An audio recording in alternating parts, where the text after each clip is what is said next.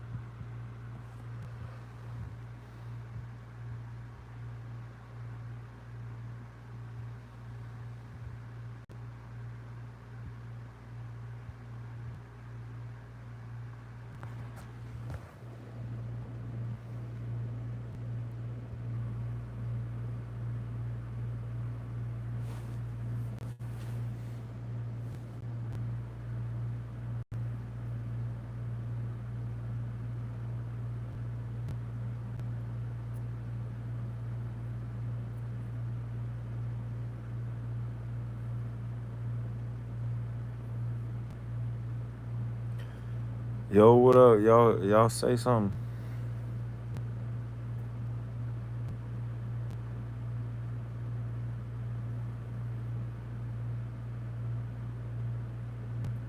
Can y'all hear me?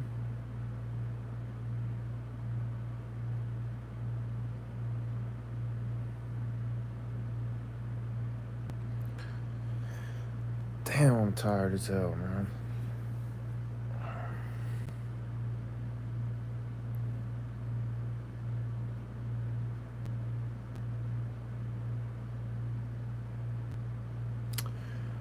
I don't know who's in here or I don't know what. Y'all just gotta y'all gotta write something. I'll talk about whatever y'all want me to talk about. Just write something.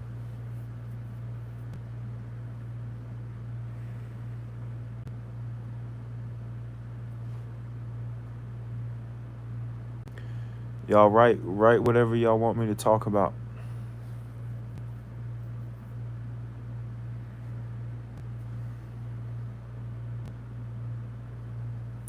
I don't even know if I could. If welcome to live chat. Yeah, I think y'all can type something. I don't know if I just can't see the chat or what the hell is going on.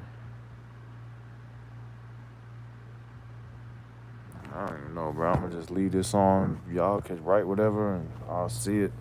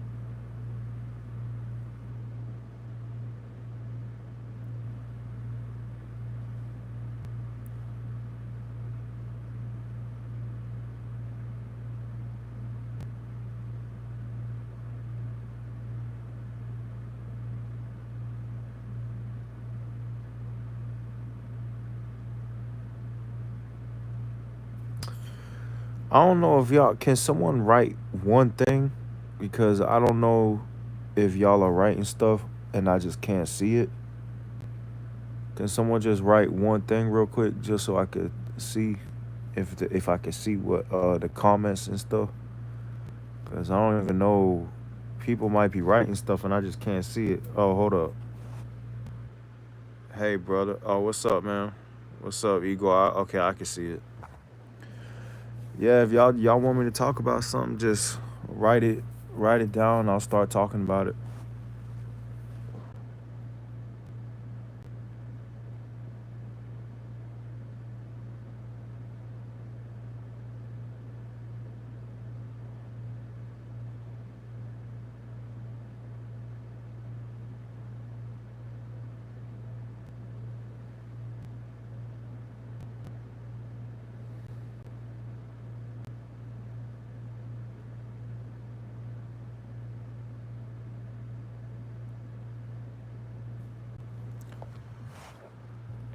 Yeah, I have a lot of experience with astral projection. I meditated for about 8 years. Yeah, bro. At first, at first years, I had a lot more experience than now.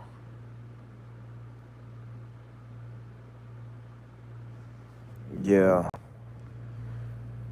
yeah. I stopped meditating on purpose because I would like. There'll be times where like if I start meditating regularly, I start having the lucid dreams and the astral projections very often. I start having them like almost every night, and they start messing with my sleep. So, I mean, experiences at the astral. Yeah, yeah, I know what you mean. Yeah, I stopped meditating because I start having them too frequently, and they start messing with my sleep. So I purposely it's so crazy because people be trying to have astral projections. I do the opposite. I try to not have them because I'll be having them so much that they'll keep messing with my sleep that I'll be trying not to have them. So I've been getting myself not to have them. So I haven't been having them lately. I haven't had an astral projection in a couple weeks. Probably like a week or like a week and a half or 2 weeks or some shit like that. Probably like 2 weeks now. But it's on purpose. I'm purposely trying not to have them because God damn, there'll be some times where I'll be having astral projections like almost every single day, and there'll be multiple times, like 2 3 times a day, and it gets to the point where it's just way too much. Cause it's like it's I like it's kind of messed up too because the mindfulness meditation I'm talking about, I like the effects that it has on my mind when I'm awake. So when I meditate regularly for a long time, it'll make me more aware during the day, and it'll make me be able to focus more and have like it's almost like it increases your intelligence because it you're more self-aware of what your brain is doing throughout the day, so you could you could steer your actions more during when you're awake. And I love that part of it, but it's almost like the astral projections are a side effect of doing the meditation for me personally. So it's like I love the effect that it has on my mind, but I hate that it makes me have more astral projections, which is so it's crazy. Have you considered that other beings might be inducing that experience in your environment? For instance, I've noticed that geckos in my bedroom lead to astral.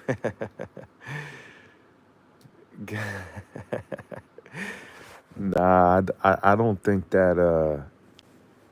Well, everything is complicated, right? Because it's like you know, language is language. Trying to interpret what somebody means by just a sentence that they say is difficult, right? Because you're saying that things in the environment like the gecko, could they induce an astral projection? That could be interpreted multiple different ways, right? Like it could be like, do you mean like the gecko is like somehow the energy of the gecko is interfering with your brain energy and making you do it?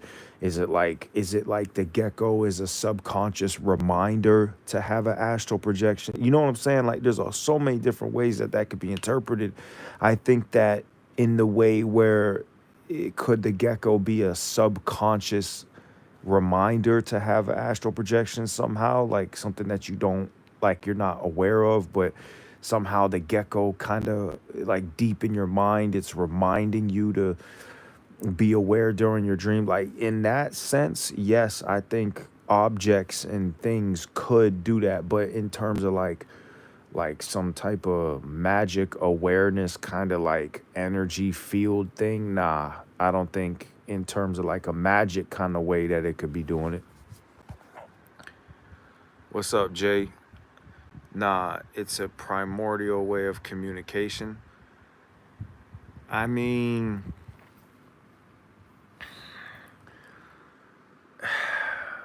communicating to things like on a deeper level, like of the terms of like the universe, like something that we can't perceive or measure or stuff like that, or maybe we can measure it, but it's just so like complicated and small the way that it's happening that it's just like we don't even see it.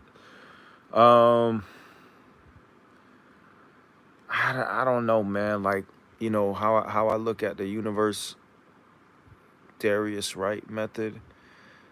Darius, see, the primordial way of communication. I think the brains are separated. I think the two brain, the gecko brain and the human brain, are two solid, stable, separate things, and I think that the communication between them is basically non-existent or so minimal that it's practically non-existent.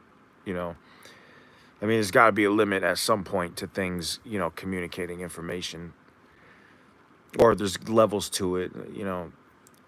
Darius Wright method. Darius Wright. I seen y'all talking about that, him, and I looked up some of his stuff. He's definitely astral projected. I could tell that he has experience with astral projection. I don't think that he interprets everything correctly. I think that a lot of beliefs he has do not, there's no evidence for them, or they don't, some of them don't logically make sense. You know what I'm saying? But I mean, his methods, if that doesn't mean that his methods don't work. Like his methods, Darius Right, I can tell that just because somebody can't, you know, just because somebody doesn't make 1000% logical sense in the way that they explain what they think it is, doesn't mean that they're not actually doing it on a regular basis. So I believe he does it on a regular basis, and his techniques that he figured out that work for him will work. You know what I'm saying? So, you know, I don't know too much about his method, but if it's giving him astral projections, then it will probably work for other people too. Because we're all very similar. You know what I'm saying? So I don't know what his method is though. Can I change the way my astral body looks at what? Yeah. Yeah, you definitely can change the way your astral body looks. 100%. I do it all the time. All the time. You can change into anything you can imagine. You literally can turn into anything you imagine. But yeah, it's not like if you're thinking about it like it's some permanent thing, like a character that you can change and it permanently stays different. It doesn't work like that. You don't change your astral character and it stays permanently like that. It's your astral, the way you look in astral projections is it changes every single time you astral project. It's not a solid thing. It changes all the time. It's not like when you customize a character in a video game and it just stays like that every time you log on. It's every time you astral project, it's constantly morphing into different stuff. Even when you look at yourself, with the crazy, you know what's fucking crazy? Is that there's mirrors in astral projections. Like you could look in a mirror and see. Yeah, I'm not even gonna go too deep into mirrors and astral projections, but that is something that really, really fucks with my head a lot. Is the fact that you can see yourself in a mirror in an astral projection. Now that, like, that's a whole deep rabbit hole of I don't understand how that's happening. Um, it's completely crazy to me because a mirror requires photons bouncing off of something. I only astral projected once on accident when I was 12. Yeah, I mean, if you did it once, you could do it again. You know, you could do it again. You just gotta meditate. You gotta get it in your subconscious mind that you want to do it and meditate. You have to meditate. You gotta train that part of your brain. So, bro, I almost asleep, was focusing, and my body was vibrating, and then a loud sound, then I lost it. Yep, the vibrations are your body going into sleep paralysis. The vibrations you're talking about, that's okay. But you see, here's the thing. When your body was vibrating, yeah. Oh, trust me, MCG, the shit that you can experience with like physically and stuff that you experience, there's a bunch of things that are crazy like that. Like how you experienced it, that thing. Hold on one second. Any tips on how I can do it tonight? Like tonight? It's no way. It's no way. It is extremely unlikely that you'll be able to force your brain to astral project tonight randomly out of, you know, all these years. It just random. It's just not, you know, it doesn't work like that. It's something that you got to build up over time, and it happens on accident and stuff like that. But MCG, never felt that in my whole life. Listen, dog, those vibrations you felt, that's your body paralyzing. So, when you go into REM sleep, your body paralyzes so you don't act out what you're doing in your dreams.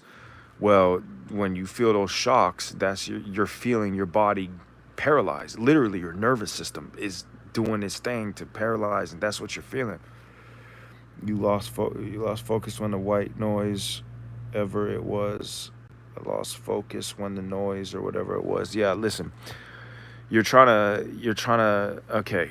This is what a lot of people who almost everybody who is not really experienced, this is there is this lack of understanding of how you actually how you're actually supposed to do it so that you can how to do it very easily. So a lot of people when they're trying to do it, hold on one second, I got you. I'm gonna explain it. One second. In my country's culture, we believe that we leave our bodies every single night. Just don't always remember it. Yeah, it's dreaming. That's what you're doing. You're dreaming, but it's made by your brain. But you're dreaming every night. You're just becoming aware of being in a dream. That's what it is. Cool. Stay loud. Real respect isn't earned by running your mouth, homie. YouTube guidelines. What the hell? Attention, YouTube has flagged this live for review. It will be taken down in 30 minutes. Stay tuned while you can. What the hell? Anyways, MCG, yeah, so basically that white okay, so what what you start to figure out when you get really good at it is that you don't want to try to lay there in bed at night and when you lay there in bed at night and you try to astral project on purpose. There's one good part of that, and the good part of it is that you're training your attention and your focus and stuff like that, and that's what gets you astral projections. But if you're thinking that you're gonna lay there and force yourself to go into it at will, you're doing it the hard way. Okay, people do that for a long time. Oh, okay, Dylan, I got you. No, because they did, this YouTube guideline thing, it did it did motherfucking flag my video last time when I was talking about genetic engineering. But yeah, I see that that's fake. I ain't worried about that. But MCG, basically beginners that keep trying to astral project on purpose, they'll do it for months and months and months and they'll never get it. It's because y'all are doing it the hard way. That's not how you want to do it. You want to do it by what I was saying in the mindfulness meditation video. You want to just train, you want to get that part of your brain really hypertrophied, like grown, and then you get your brain to do it automatically. That's how you really want to do it. You don't try to force it. You train your brain to do it automatically. And then you'll find yourself waking up in sleep paralysis, and then you'll go, oh shit, I'm in sleep paralysis. And then you'll exit the body. That's when you, beginners think that you lay in bed and you try to rip out of your body when you're awake. That's the techniques that they're talking about to rip out of your body. That's what you do those techniques when you're in sleep paralysis, not when you're awake. That's a mistake a lot of people make. They keep trying to rip out of their body when they're awake. But you got to get past that vibrational stage and be in sleep paralysis, and then you rip out of your body. Then you do the techniques to rip out of your body and float towards your ceiling and all them techniques that they say. But what I'm trying to explain to everybody is that you can skip all of the laying there for all those hours, just do the meditation and go to sleep, and you'll find that you accidentally enter sleep paralysis often. More often, the more you meditate, on accident. It happens on accident. And then you rip out of your body on purpose when you get to that point. That's how you want to do it. Have you ever seen other physical realities, other dimensions in which you actually can't cross walls or doors even if you tried? Nah, Igor, it's all, I'm telling you, man, it's all made by the brain. It's whatever you imagine in your brain. It's literally all it is. I've been to all kinds of crazy realities, and none of them are real. They're just, they're just made by your brain. I mean, they're real to you in the moment when you're flying around in them and stuff like that. Your brain has all these little realities in it, and it's very, the experience is real when you're in it. But in terms of like, are they real places that exist outside your head? They're not real places. So you can access anything in there. It's all in your brain. Yeah, MCG. Yeah, MCG. The meditating a lot and stuff like that. Yeah, man. That's really what it is, and it's meditating to grow your self awareness, and it's also getting it into your subconscious mind to think about astral projecting, because you can become aware, but you won't think about doing the techniques and stuff like that. Like what's happened to me is I've had a lot of situations where I'll get into sleep paralysis and I'll be self-aware, but I'll forget that, hey man, we gotta pull out towards the front of the house. I mean, this is rare, but I was on that fine line of consciousness and dream when it happened, but it was on accident when the vibrations and that loud sound happened. Yeah, yep. It's what I was saying about the meditation and the hand technique in the video. I don't know if you've seen it, where I said you got to look at your hand like 30 times a day and ask yourself if you're dreaming. The whole point of those reality checks is because you're training your brain to think about being in the astral projection randomly. So when you're in a dream and you might look at your hand and ask yourself, am I dreaming? And then you go, wait a second, I am dreaming. Then you take control of the dream. But you're training yourself to do that by doing it when you're awake, because what you do consciously gets trained into your subconscious mind. And when I'm waking up out of sleep and I'm automatically waking up in sleep paralysis, and I instantly have it in my brain when I'm in sleep paralysis, rip out of the body, we're in an astral projection right now. And the reason I got to that point is not just from meditating, it's from it's from thinking about doing it too. It's not just the meditation. It's you're also remembering what's happening when you're in it. It's memory also. So this myself makes a lot of sense. Yeah, that's what it is, man. You're training yourself to remember that you're in a dream, when to check that you're in a dream when you're dreaming. You're just making that, it's a habit. You're developing a habit of paying attention to what's going on so that you do it when you're dreaming subconsciously. And then you have a moment where you pay attention because that's what you do in waking life. And then you look around, you go, "Oh shit, I'm dreaming." And you realize it and it clicks.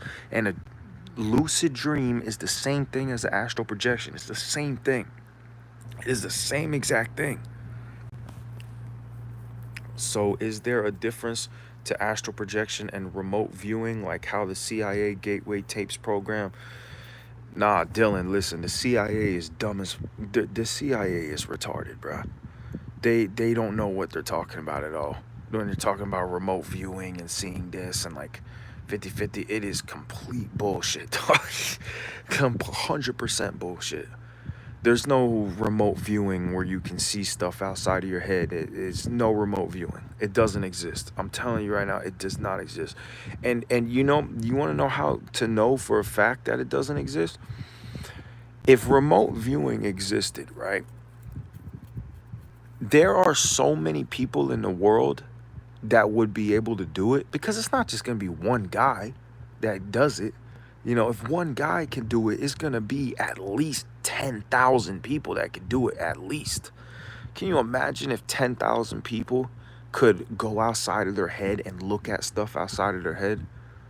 Like if I could go outside my head and look at stuff outside of my head, I would prove it. Like I would be able to prove it. Like I go on national television, you know, have an astral project. They lock away a number, a safe with a number on it, and I would do it being televised. You know, cameras on me. I would prove it beyond a reasonable doubt. It's never been proven beyond a reasonable doubt that somebody can do that. I think that's one thing you got to really think about. They have little fake, you know, paperwork about, oh, we did a remote viewing thing and somebody guessed this thing correctly. That doesn't even count as evidence, because anybody can write down anything and anybody can say anything on camera. Until it is proven beyond a reasonable doubt, until they lock a guy in a room and put cameras on him 24/7 and have another guy lock stuff in a box that's also on camera, and it's all credible people doing the experiments, and it's all videotaped live and everybody is watching it and the guy actually does the shit, then it's real. But until then, I've done it. I've done this quote unquote remote viewing over 1,000 times. You're not going out into the real world. You are going into a dream world inside of your head. 100%, 100%. These CIA people, you see this, what's happening is this CIA and all these people, they don't know what it is. So they're like, there's people having these experiences where they're like, I'm telling you, I'm going outside my head and I'm seeing the real world and it's so realistic. And they're like, they don't know what the hell's going on. So it's not like the CIA is full of people like me who've been doing it since they're 14 and they understand what it is and neuroscience and all this. They're a bunch of ignorant people who they don't know. So they investigate it. And they have people saying, I flew all the way to the moon. I saw the dark side of the moon. I saw the pyramids and these things built the pyramids, and I went back in time and I did it. They have no idea what the fuck they're talking. It's a whole bunch of bullshit. A whole bunch of bullshit. They're all just going into a dream world in their head and then waking up and going, I saw these pyramids and stuff. That's all it is. They're not actually going outside their head. It's so sad. It is so sad that in 2025, people still in society, people still believe that remote viewing is real. Now, I'm not saying that everybody who believes that is real, I'm not saying that they're stupid. I'm just saying that there's there's no, it's not like, okay, for example, we know that mostly everybody knows that the earth is round. Why do we know that the earth is round? Because there's a bunch of evidence that it's round. There's general relativity, there's videos of it. There's people go to space, people fly in airplanes. It mathematically makes sense. You could do experiment, all this stuff, right? So everybody knows the earth is this ball floating through space. But the fact that we all don't understand what astral projection is yet, is that shit is sad, man. Because you gotta understand something. Like, there is you gotta understand how I look at it, right? Like, I fully understand that this shit is in the head. And not everybody, mostly everybody, has not had the same experiences that I have had with it. Been doing it since I'm 14, doing all these experiments inside of it and stuff like that. So people looking in from the outside are gonna be skeptical of what I'm saying about it being fake, about it being all in the head. People are gonna be skeptical of that because they haven't seen it. Like, I've like been in them and seen it and stuff like that. So what I'm saying is sad, is it's sad that there are millions of people who are thinking that this, you're going outside your head, but they're totally misinformed on what it actually is. And it's like an endless stream of people, because you got to understand, people are constantly asking me the same question: is it real? Can I see stuff? Can I see dead family? People are constantly asking me these questions all the time, nonstop. And it's like, it's so crazy, because then you'll have these pages on YouTube that got millions of views, and they're saying that I'm traveling outside my head, and then it just convinces more millions of people that they're actually leaving their brains. And then it's just sad, dog. It is not leaving the brain. It is, there's realities inside of your brain that your brain is generating. You can literally see them when you're awake. When you're daydreaming, you are seeing the realities inside of your head when you're awake. When you're daydreaming, you're literally seeing your dreams in your head. When you're awake, this is the same thing. You're seeing your dreams. You're not completely in them. Yeah, you know what I'm saying, Dylan? Is when you're lit. But check this out though. You can you can see it right now. When you daydream, when you imagine something in your head, or like being somewhere, like I keep saying, if you imagine being in your kitchen right now, and you close your eyes and you imagine looking around in your kitchen in your head, what you're kind of seeing in your head is the astral projection world. That's the dream. That's your dream's world. So when you're in a dream, you're just inside of that. When you close your eyes and you imagine your kitchen, you're looking around your kitchen. That's a little reality in your head, but you're just kind of peeking at it. But it's an actual three-dimensional reality. But you're not. Your awareness isn't fully encapsulated in it. It's just kind of vaguely seeing it a little bit, but it's actually exists. But it's actually a three-dimensional map that's in a certain part of your brain. It's just that your primary awareness is not in that, it's not being totally encapsulated in that brain region that is activating that map or whatever. Your attention is more like in waking, what's going on in the waking world. So when you have a daydream, you're actually having that whole fucking dream world in there, but your awareness is not. Your awareness is primarily experiencing the waking reality right now. So you just kind of see the dream world in the back of your head, and you can't really see it too good. But that is the dream world. That is the astral projection world. So you got to think for a second. Like, do you think that when you're imagining your kitchen inside of your head right now, are you actually going into your kitchen? You know what I mean? What's up, Aaron? And Dylan, I know for a fact that when you're imagining your kitchen in your head right now, I know for a fact that that is the astral projection world, because when I'm laying in bed at night and I'm talking about how I go into sleep paralysis and I exit my body and I astral project, like how everybody says they remote view and stuff like that. When I do that, I will imagine I will be laying in my bed and I'll still be awake, and I'll imagine my hall, like you're imagining your kitchen in your head. I'll imagine my hallway, just like how you imagine the kitchen in your head.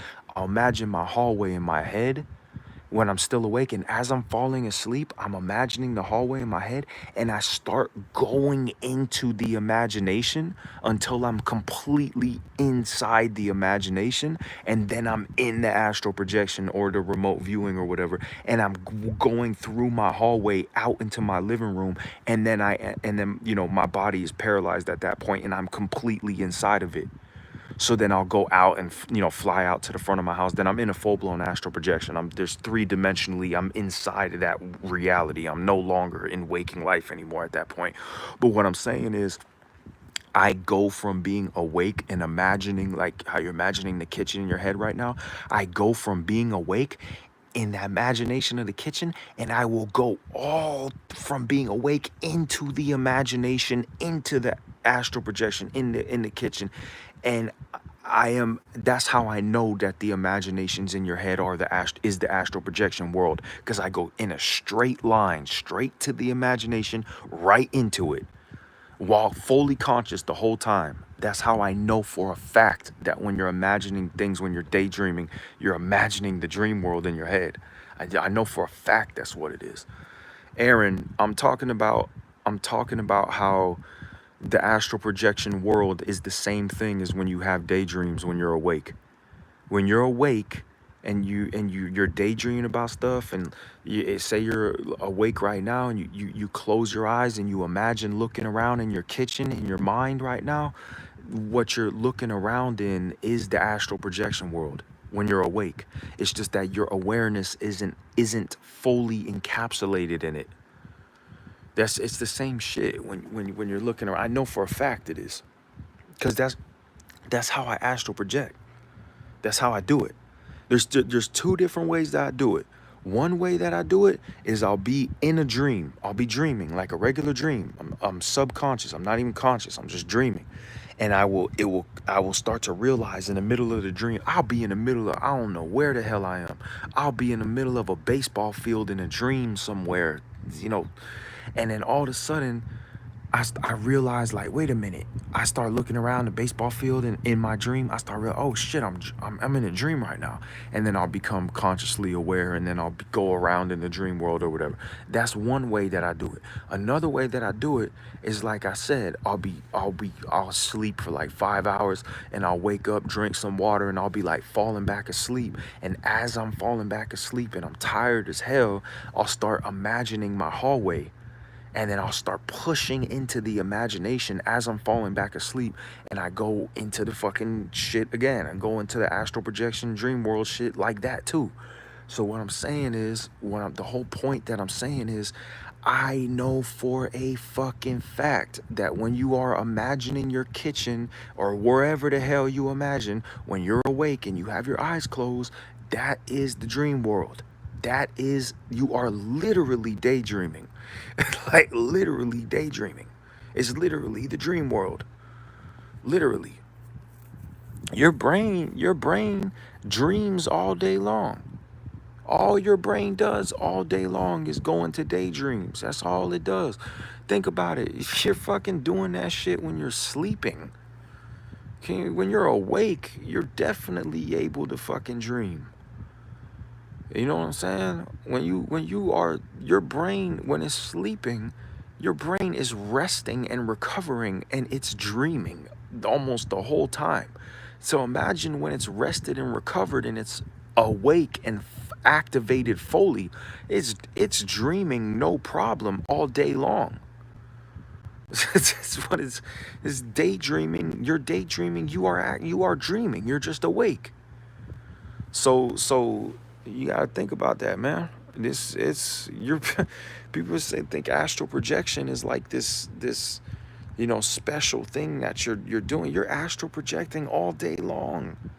You're just not. Yeah, it is crazy, Aaron. It's all day long. You have an astral projections running in the back of your head all day long, all day long. Your awareness is, you know, dealing with being in waking reality at the moment. So it's not, the astral projection world is just kind of pushed to the back of your awareness. It's in the back of your head. You're not in it. You know, you're in waking life. Your brain has to fucking generate the whole waking reality. You know, your brain, when you're awake, your brain is generating the external world that you're sensing inside of it. So it's got to do all that shit. Yeah, MCG, that's what it is. I keep been telling people this for years. I keep telling people that nobody ever talks about this shit. Nobody understands this shit. None of these people you see online, they don't understand it. And that's just the way the world is. You have somebody like me who's explaining what the fuck it actually is, and then you have other people online explaining this shit completely wrong, getting millions of views. That's how stupid the world is. That's how this fucking world is backwards, bruh. I'm over here telling y'all what the fuck this shit actually is, and then I getting like, you know, a couple thousand views or whatever, and these motherfuckers talking a bunch of bullshit get millions of views. It's just how the world is. It is what it is.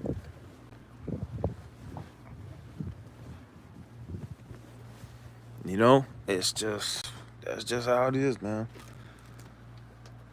But, you know, eventually society will realize the things that I'm saying, and it will start to become common knowledge and science. You know what I'm saying? But that's going to take another 50 to 100 years for people to start realizing what I'm saying is the true answer.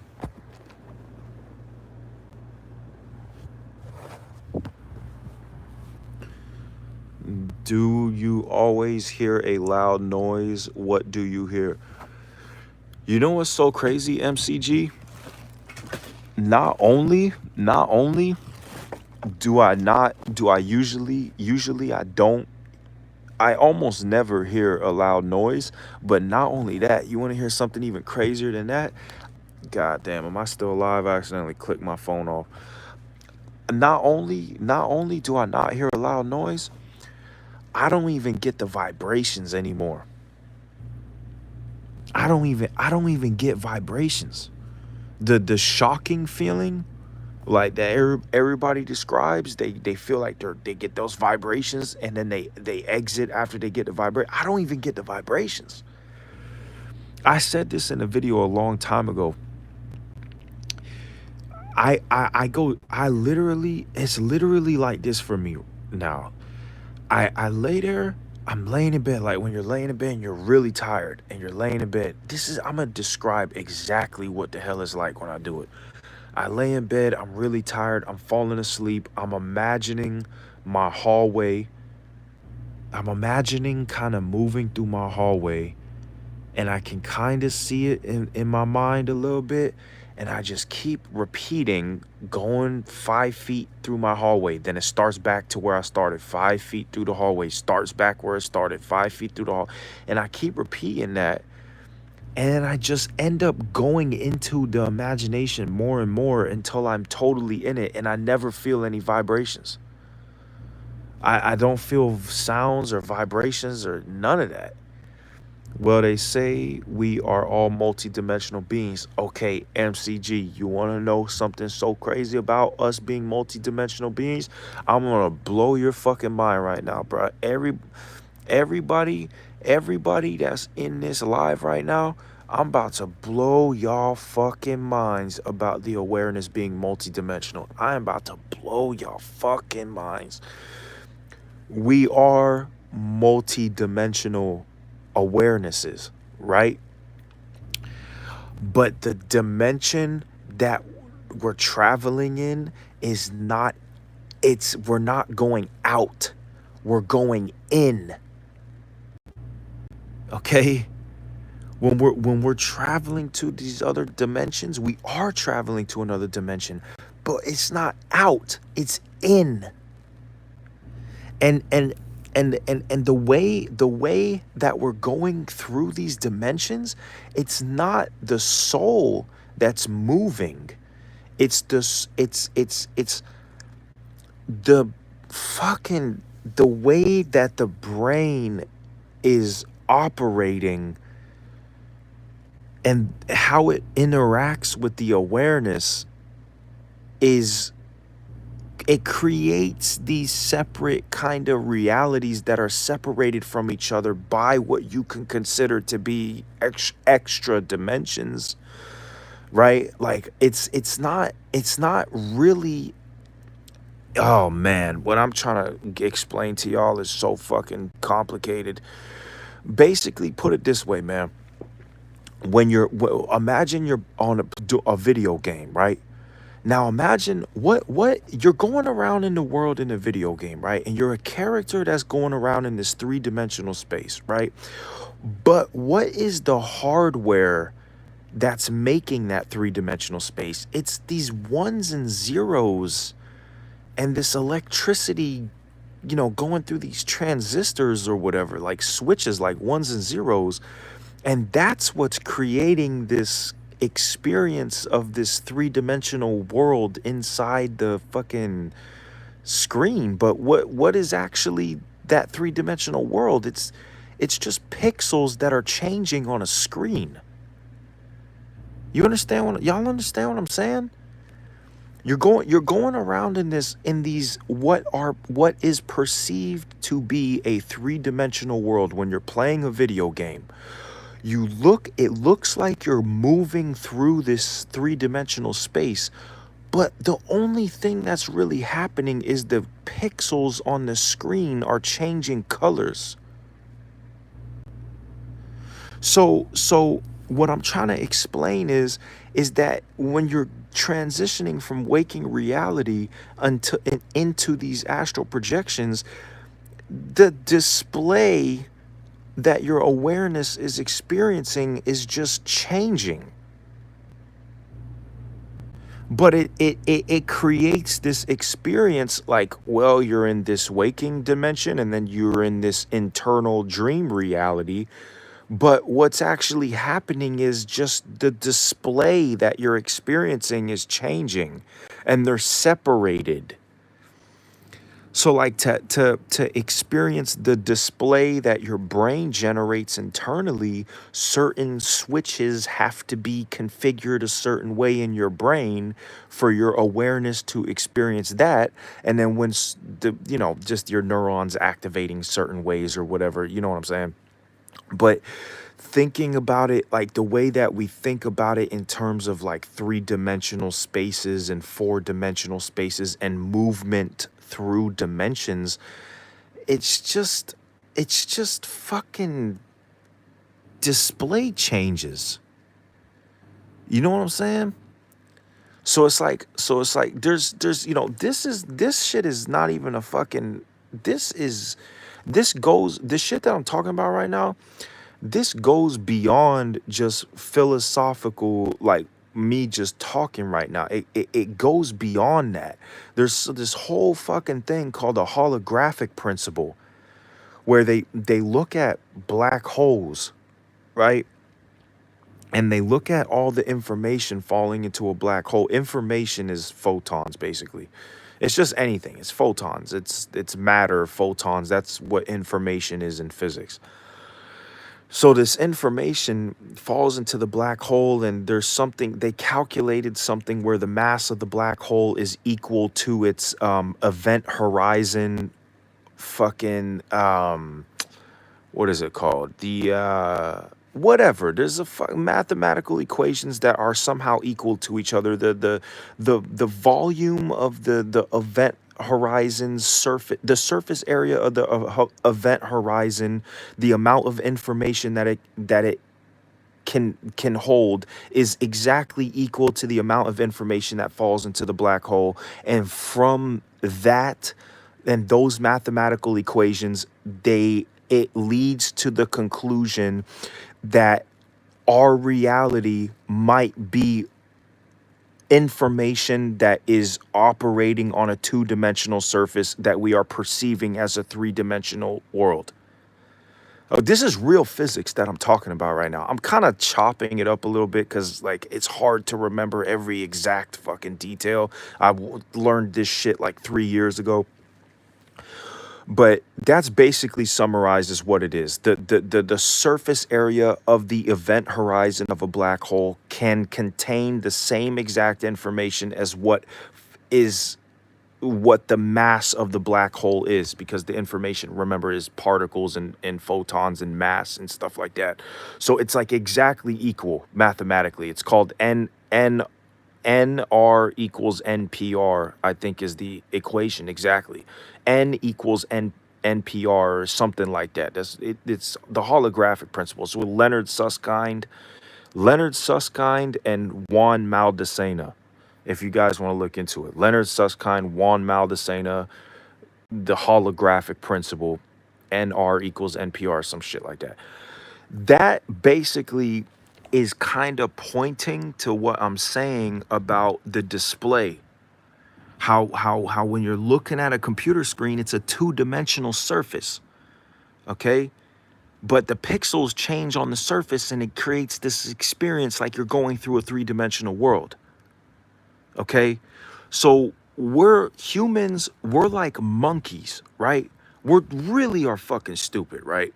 Like even me, I'm a fucking idiot. We're all fucking idiots, right? We're these fucking monkeys, and we're trying to understand this shit that we're living in, and it is so fucking complicated that we don't even stand a chance of like, we're barely scratching the surface of what this thing is that we're living inside of right now.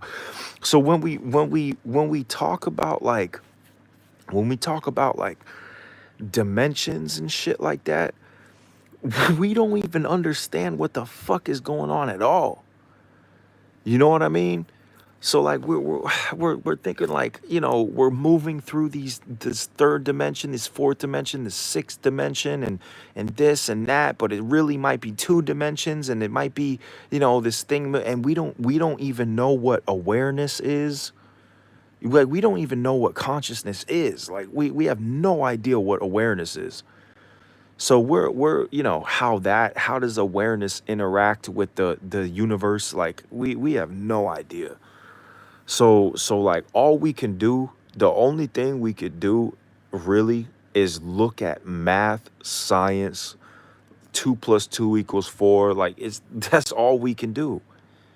Because so it's like, you know, sometimes I be talking about some crazy shit, but most of the time I try to keep it as logical as possible, because it's kind of pointless talking about, you know, how you see a lot of people, they talk about, oh, this and in the spirit world and this, and you know, you're accessing this external energy body, and you know, you hear a lot of people talking about stuff like this, but where, you know what I'm saying? Like this people talk about there being a light body, a body made of light, that your frequency is, you know, going out into a multiverse frequency. But like where has that ever been tested experimentally, that there is even a piece of that exists?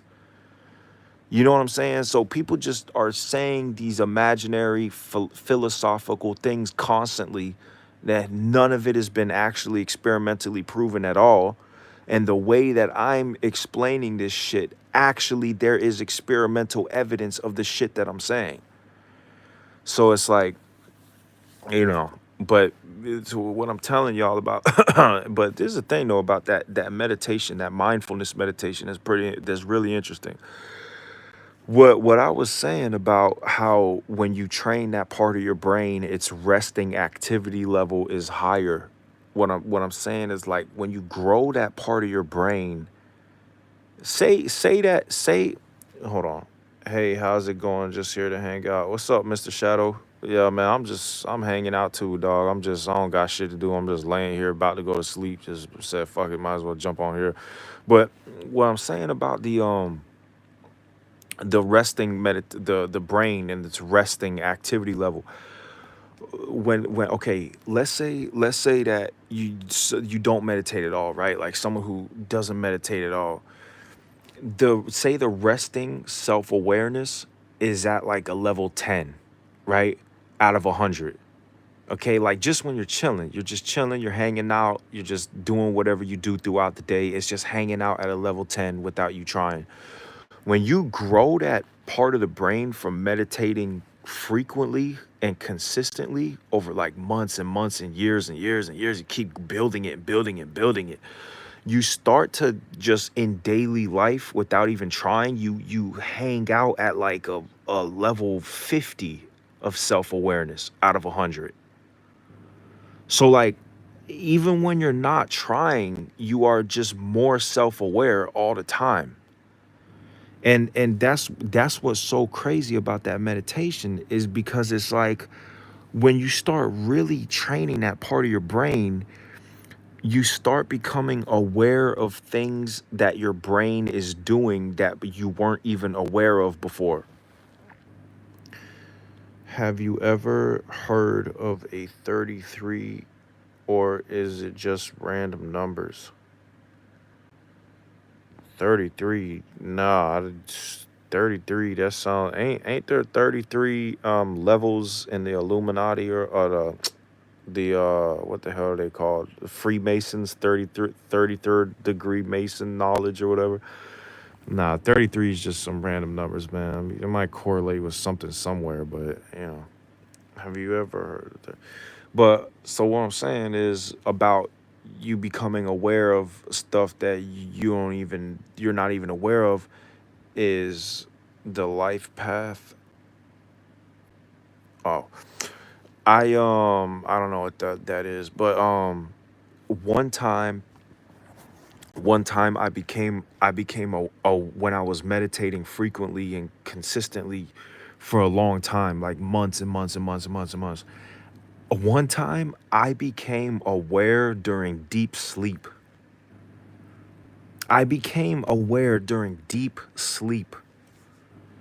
And I talked about this before. My early subscribers saw this video where I talked about this a long time ago. I talk about this surface level black void. I describe when you go into sleep paralysis as the surface level black void. The reason why I call it the surface level black void is because I've been to a deeper black void. So when you have sleep paralysis and you wake up and you're in the stuck in that black void when sleep paralysis and you feel like something's going to attack you but you can't move. When I became aware during deep sleep, oh my God, that was one of the most profound experiences I ever had in my entire life. It was like I was in a black void, but I was so deep in a black void. And like when you're in surface level black, when you're in sleep paralysis, you still are thinking about stuff. Like you're thinking like, I can't move, I'm trying to move, like you're thinking about stuff. When I was in the deep black void, there was no thoughts in my head. I had no feeling of a body whatsoever. There was nothing. I was just in awareness with no thoughts, no feelings, no body, no nothing. And I was just in a black void, just in nothing. And I was in there for like 10 seconds. And I just had this light little awareness of what was going on. And I was in this deep black void. And then I started waking up, and it slowly took so long for me to wake up. And I woke up, I went, what the hell was that? And I realized what happened. I became aware during deep sleep. So that's what I'm telling you about. When you keep doing that meditation, you start to become aware of stuff even when you're awake. You become aware, like, wait a minute. I keep getting pulled back to my phone. Like you start looking at yourself from this third person view, like what am I doing? It's like I'm not even controlling myself. It's like I'm just automatically doing things throughout the day that I'm not even controlling. Like you start to become more aware of that and seeing yourself do that more. This shit is crazy, man. Binaural beats make astral projection easier. Don't let me tell you something, man. Humberto, the only thing that's gonna make astral projection easier is mindfulness meditation. The last video I posted on my channel, the most recent video, that is the #1 thing to make you astral project. Nothing even comes close to that.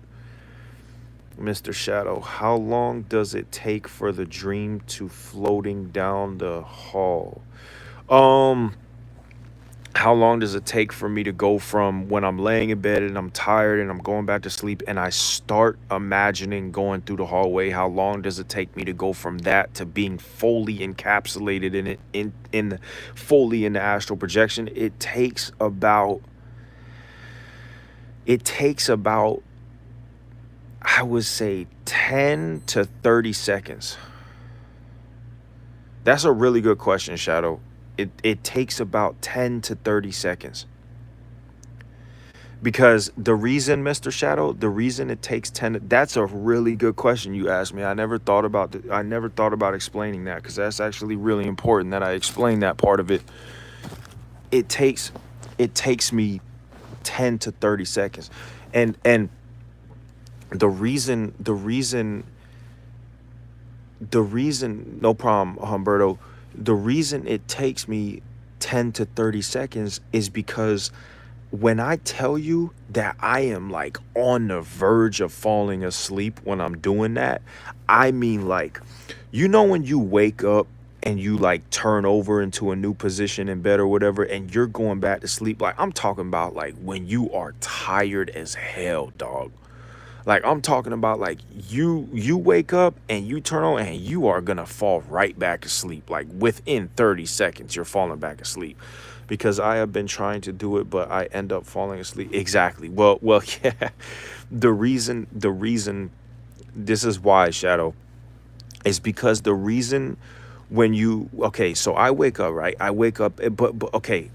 When you end up just falling back asleep, what I was saying about you have to do it after you already slept 5 hours is because in the first 4 to 5 hours of sleep is when you're going into your deepest sleep, okay? And that is not when you want to try to astral project, because the deeper the sleep that you're in, the more that part of the brain that is going to make you aware of the present moment, the deeper the sleep that you're going into, the more that part of the brain is going to shut off.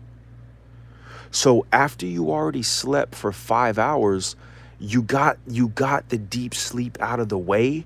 So you're going into a more light level of sleep, which is when you have dreams and stuff like that's a lighter kind of sleep when you're dreaming and stuff. And that is when you can be more self-aware of what's going on. So that's why you really have to do it after you already slept for a good amount of hours, because then your brain got some rest and you can actually be a little bit more aware. And what I'm telling you, that I'll sleep for about 5 hours, 6 hours, something like that. And I'll wake up and it's like when you're going back to sleep for the last time. You're about to get that last section of sleep. And when I'll be laying there and I'll just start imagining going through the hallway. I'm imagining it as I'm falling back asleep. I keep imagining it. And it's like I just go into it within like 20 seconds, 30 seconds. I'll start going into it. And it's been so crazy sometimes that I actually woke up, I moved my leg. I woke up, moved my leg, started imagining my hallway, and went into it in 10 seconds. I'm not even bullshitting. 10 seconds.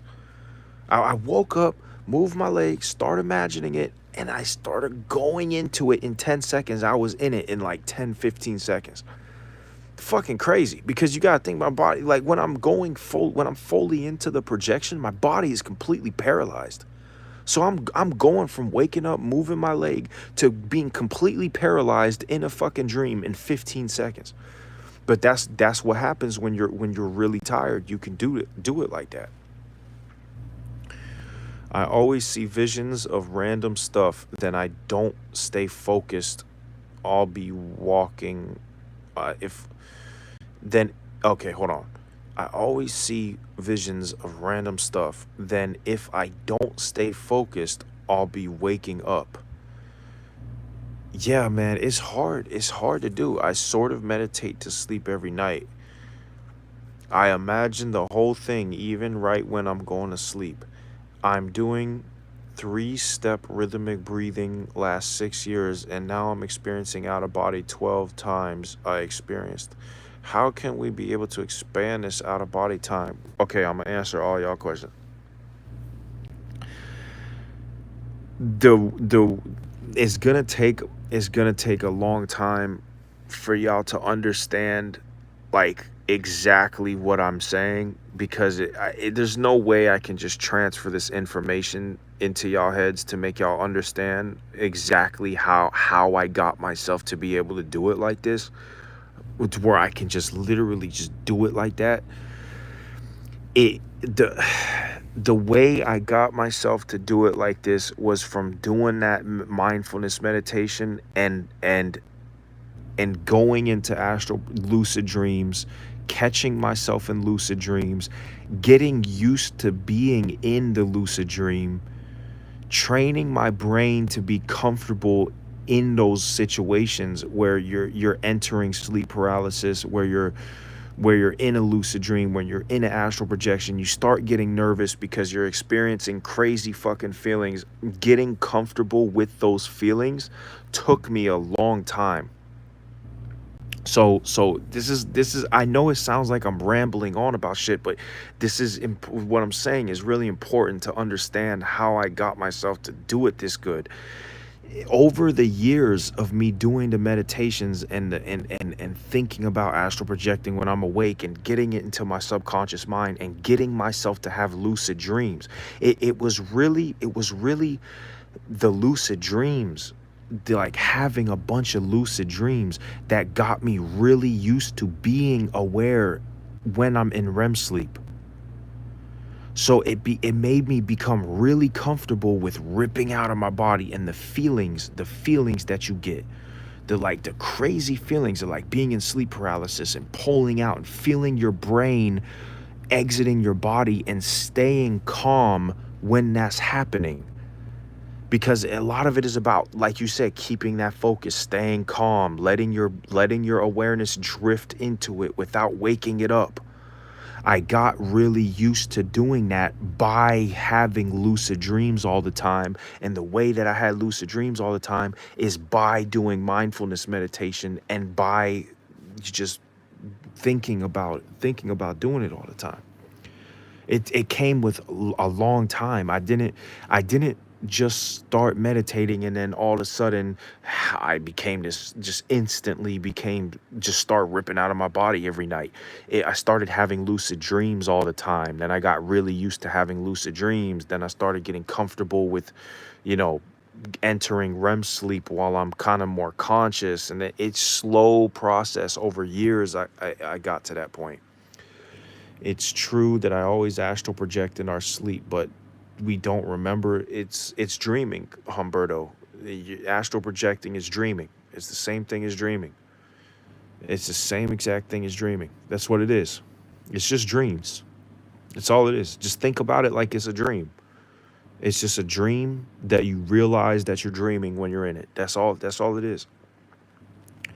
What about reality checking while imagining the hall? Shadow, it's really, it's about it's you gotta, okay, hold on, Shadow. This is what I mean by it's gonna take y'all a long time to understand what I exactly am saying. Like, when I'm telling you that when you do the mindfulness meditation, that part of your brain grows and its resting activity level is higher, when it grows, when we're talking about laying in bed and when you're falling back asleep and you're imagining the hallway, but you end up falling asleep and not astral projecting, that is happening because the resting level of the part of your brain that's self-aware is not high enough. You understand what I'm saying? Because when you're starting to drift off into being subconscious, the activity level of that part of the brain that is making you aware of what's happening is starting to turn down. Okay? It's like not physically checking, but checking in the dream. When you do reality checks when you're awake, it's going to make you do it more often in the dream. And that's going to make you catch lucid dreams. And that's going to train you to be aware in that mind state. What about, let me see, I probably am not understanding what you're saying. What about reality checking while imagining the hall? Like not physically checking, but checking in the dream. You mean like, I don't understand what you mean exactly. But what I'm saying is I'm trying to make y'all understand the whole picture of what I'm explaining is you when you train that part of your brain, it makes it so that when you grow that part of your brain enough, it barely has to be activated for you to be aware. Like it barely has to be activated. Because like I said, when it's small, when you don't when you haven't been meditating regularly, it's that part of the brain is small. You it's easy to turn off. When you go to sleep, it turns off really easy because it's weak and it's small and it just, your brain just shuts it right off. But when you meditate and it gets big and strong and it's really easy for it to activate.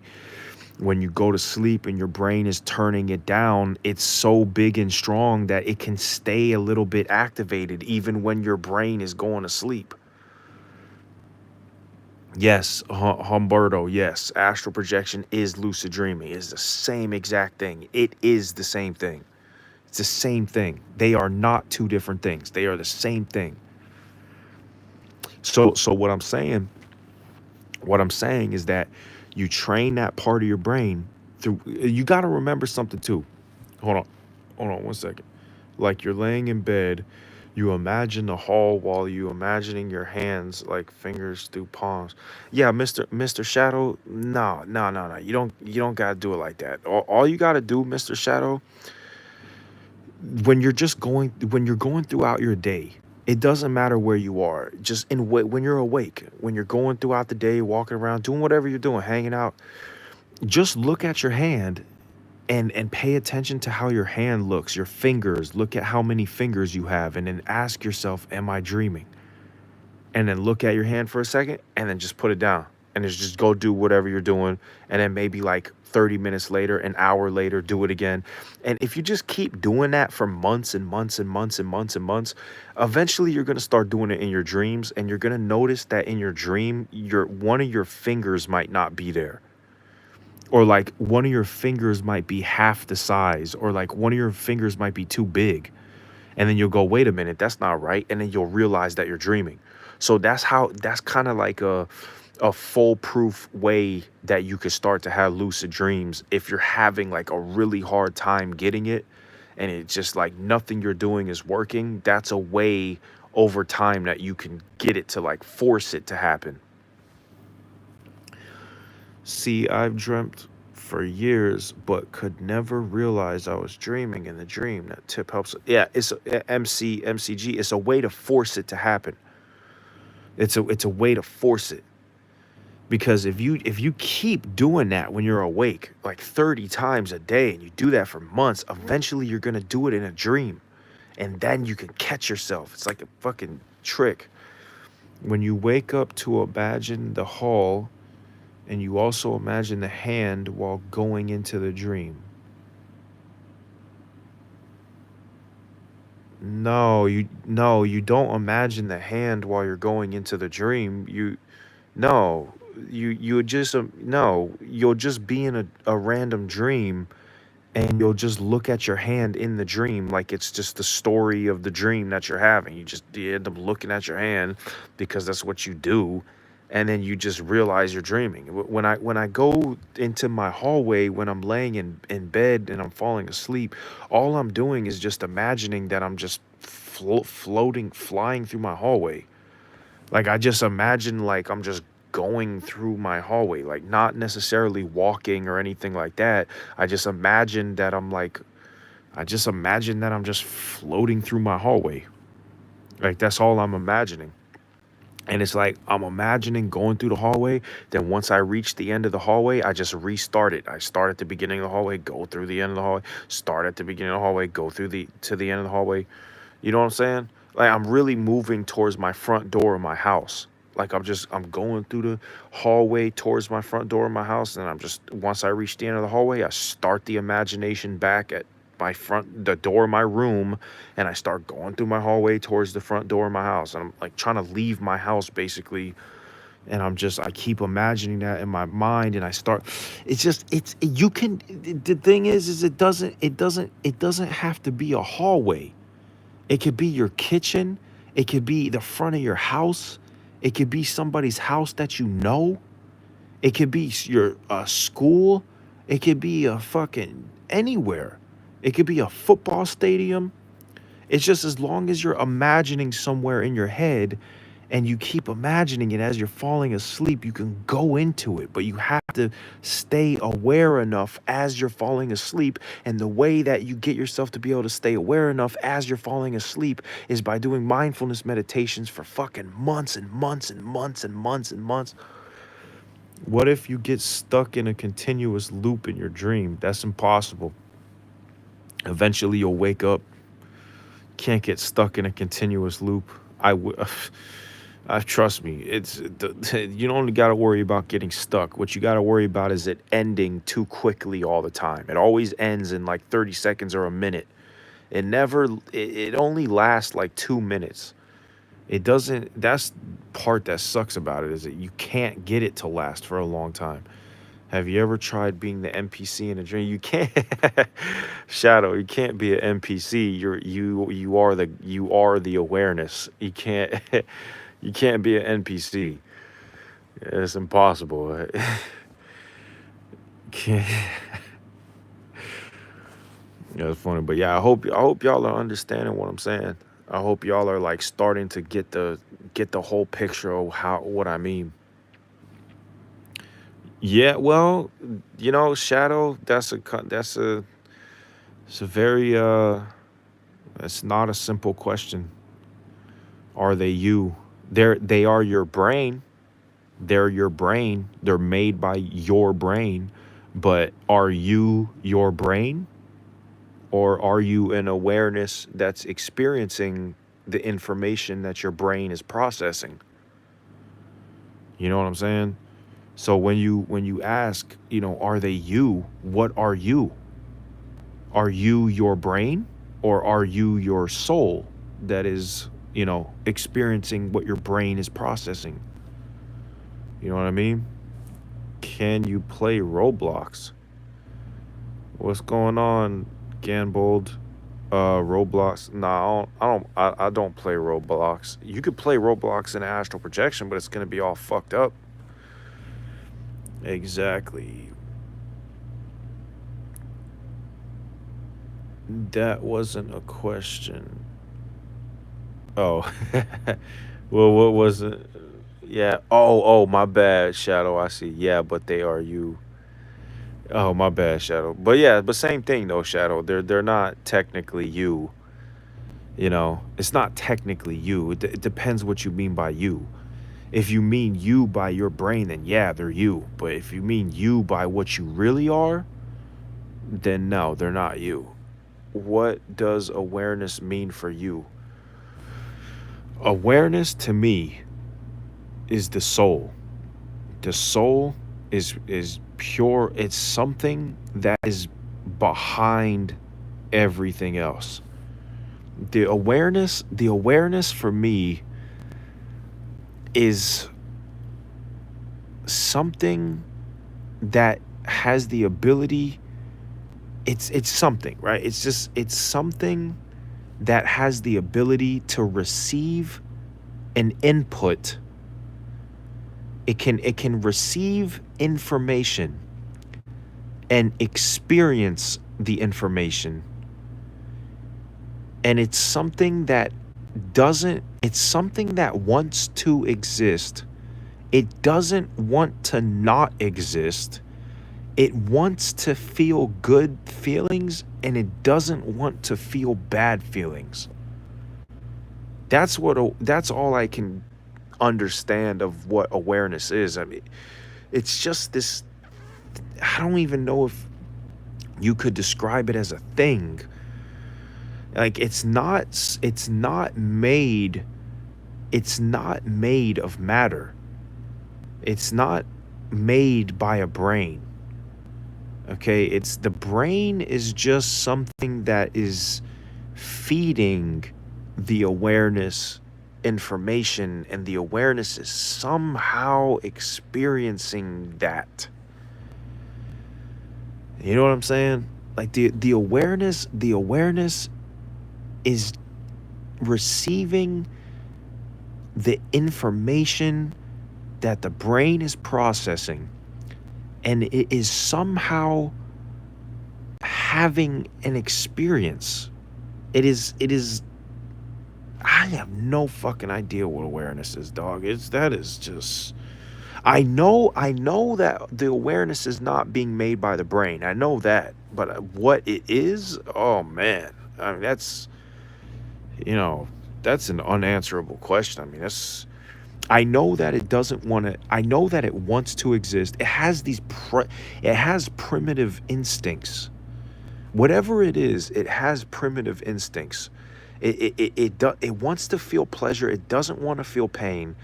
It doesn't want to not exist, and it wants to exist. It wants to exist, and it wants to feel good things. But I don't know, like, what. It's magic. It's fucking magic. I mean, it's the only way to explain. It's this fucking magical thing. I don't fucking know. I don't know a fucking idea.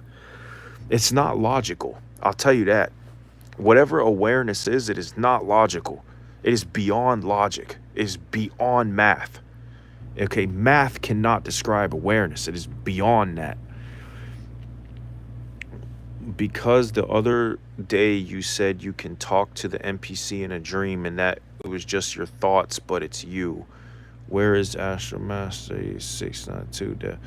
That's me, Jack. That's me. I'm just in the dark right now. I'm in the dark. That's me. That is me.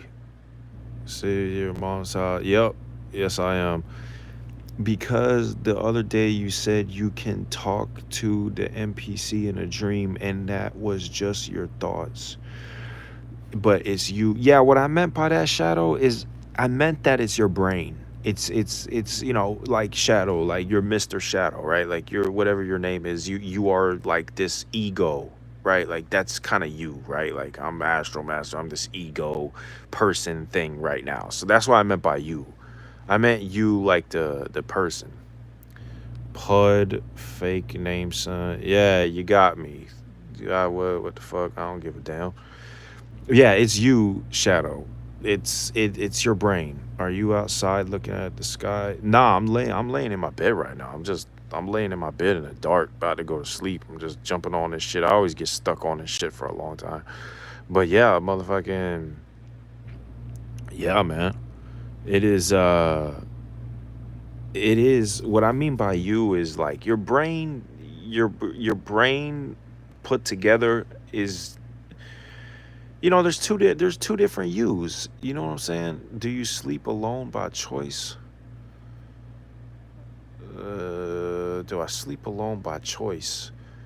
Well, I mean, if I wanted to call somebody to come sleep with me, I could, but I don't like sleeping with people. No, if I was married to somebody, I wouldn't want to sleep with. I don't like sleeping in the bed with people. Are you blind and want to show us what it's like? What's up, Corey? Tito, what's up, Tito? Bud, you crazy as hell, dog. But yeah, I mean, nah, like think about like the ego, like you got like two different yous, right? Like you got like the real you, which is your soul, and then you got like the ego, which is like your character. You know what I'm saying? Your body, your brain. It's the ego. Nah, Jack, I was just talking about everything, man. Just trying to really make people understand the full picture of how I'm getting myself to do these astral projections the way that I do it. I'm just trying to really make people understand that meditation that I'm talking about, that shit is no joke. That really, like, when you really start growing that part of your brain, that is the key. Like, what I'm saying is based off a lot of wisdom, man. It's that what I'm saying about that meditation is the wisest answer I came up with after all this shit. That has to be what it is. So it's a lie that you can meet real people in the astral. Yeah, Humberto, yeah, it's a lie. It's not real. You cannot meet real people in astral projections. If I could do that, oh my God, I would love if I could do that. My therapist says I am too in tune with ego. When you see people in the astral, is it a humanoid or a light thing? Hey man, hope you are well. Didn't you have many more videos uploaded a year ago or so? It must be you. Back then you used to be swearing even. Yeah, be happy. Yeah, I took down all those videos because I decided, like, because I started working on growing other channels and stuff like that and doing other things, and I love astral projection stuff, but I don't want to be like known as the astral projection guy because there's like other things that I'm doing, so I kind of just made this like an anonymous kind of thing. What's up, be happy? But can you talk about while being the other? Okay, one second. I'm gonna answer all these questions. Okay. Okay, Jack, in tune with your ego. Yeah, I'll be having an ego sometimes too, but it kind of, it ain't too bad. I ain't too bad with it. But okay, hold on.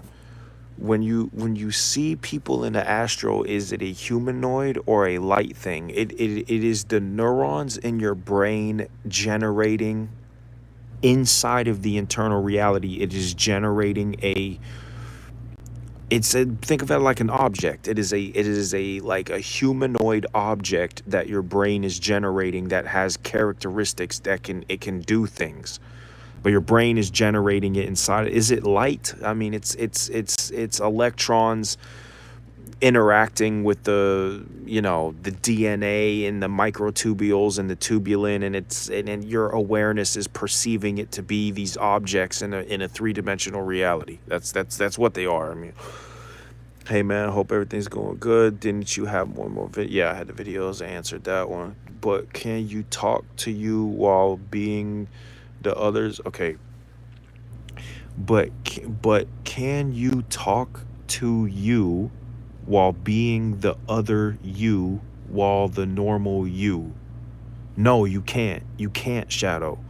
Because the awareness needs to operate a machine to interact with reality. It needs to have a sensor controller to interact with reality. So you can split your sensor controller, which is your brain. Your brain is your sensor controller. You can use part of that sensor controller to talk to another part of the sensor controller, but you can't talk to something with your awareness because your awareness has no logical means of doing that. You need something to interact the awareness has to have something to communicate through or with. It can't do it by itself. Woohoo! Glad you're back. My friends get into astral projection by listening to hip hop. That's fucking crazy. I never heard of that. Do you have a good imagination? Corey, I daydream all fucking day long. I can't stop daydreaming. I just daydream constantly. All day long, I'm daydreaming nonstop all day long. Good night, MCG. Have a good night, man. He uses DJ Premier as a conduit. What the fuck? Yo, bro, that's the most insane shit I've ever heard in my life. Fucking like like to split away fucking hip hop instrumentals to astral. That's insane. I don't believe that's true, but that's fucking crazy. That's funny as hell. Like to split the aware. No, no, Shadow, you're not. You well, fuck. You know, it's really complicated, Mr. Shadow, because what you're talking about right now requires an understanding of the soul, right? So like you're splitting the awareness. Chris Langan, the guy I keep telling everybody to go look at, he talks about there being three different levels of souls. He talks about there being a soul like a atom, and then a soul like a human being, and then a soul like the entire universe is a soul. So he talks about there being three levels of souls. So like splitting the soul, I don't think you're I don't think you're splitting your soul into two pieces. If you cut your brain in half and you had if you cut your brain in half and both sides of the brain were operating at full capacity, you're not cutting your soul in half. You're just making another input into the fuck, man. That's okay. I'm gonna explain this. You gotta just give me a second to get my words together. I'm gonna explain this. Just give me a second. If you have a restraining order from your ex, can you still visit her in the astral plane? Humberto, you could visit your ex, but it's gonna be the imagination of your ex in your head. It's not gonna be actually her. You're a cool dude. Thank you, Corey. Thank you, dog. Um, okay. He uses okay, like to split the awareness. Okay, I'm gonna get into the splitting the awareness thing because this is this is one of the most complicated fucking things I think about. Like this is the top of the fucking pyramid of complicated shit right here about splitting the awareness, how the awareness works, how it splits, separate, how it what the fuck is this awareness shit? That is the most complicated shit. Okay, I'm gonna try my best to explain this to the highest level that I can think about this shit. Oh God. Okay. Your awareness is gonna experience this continuous one thing, being this one thing. So what you are perceiving to be your awareness, like what you feel like you are as this awareness, is this continuous being of one thing. And if now, okay, so then you think, okay, your brain is receiving this information like a sensor controller and it's passing it to this one awareness, right?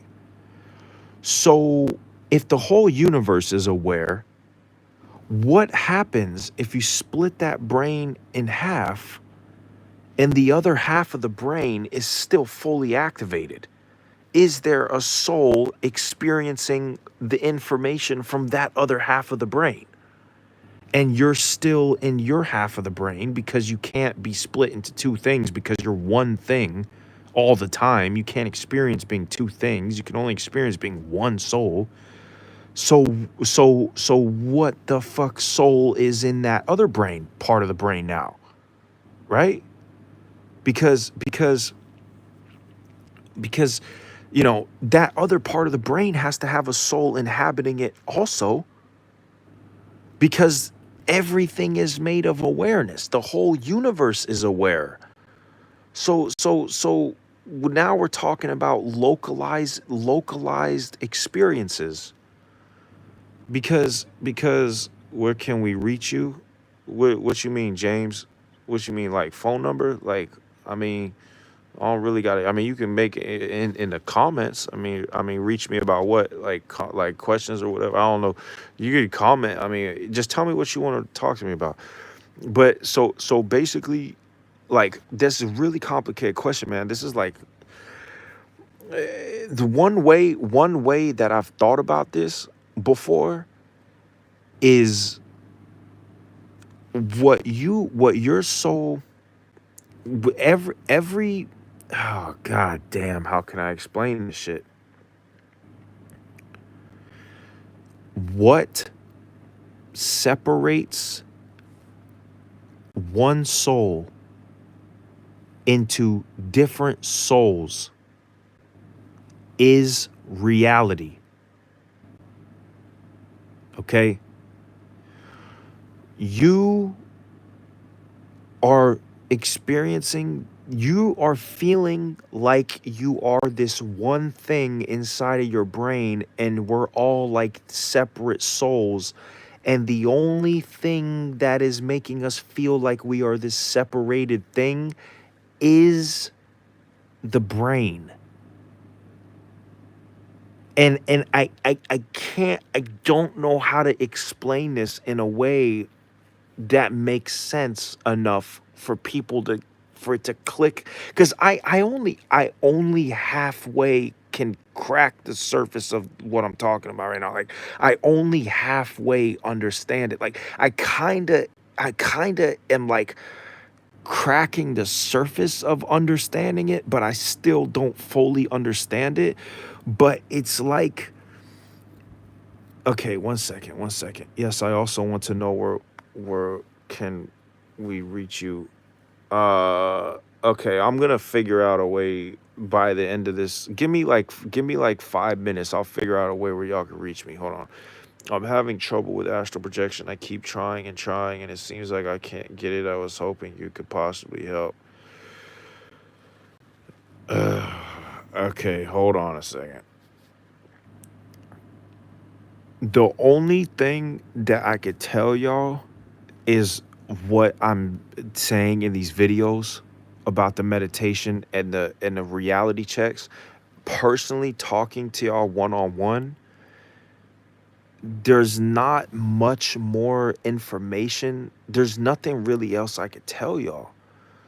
Like, like the only thing I can really tell y'all is just you have to keep doing that mindfulness meditation. It takes a long time of doing that meditation.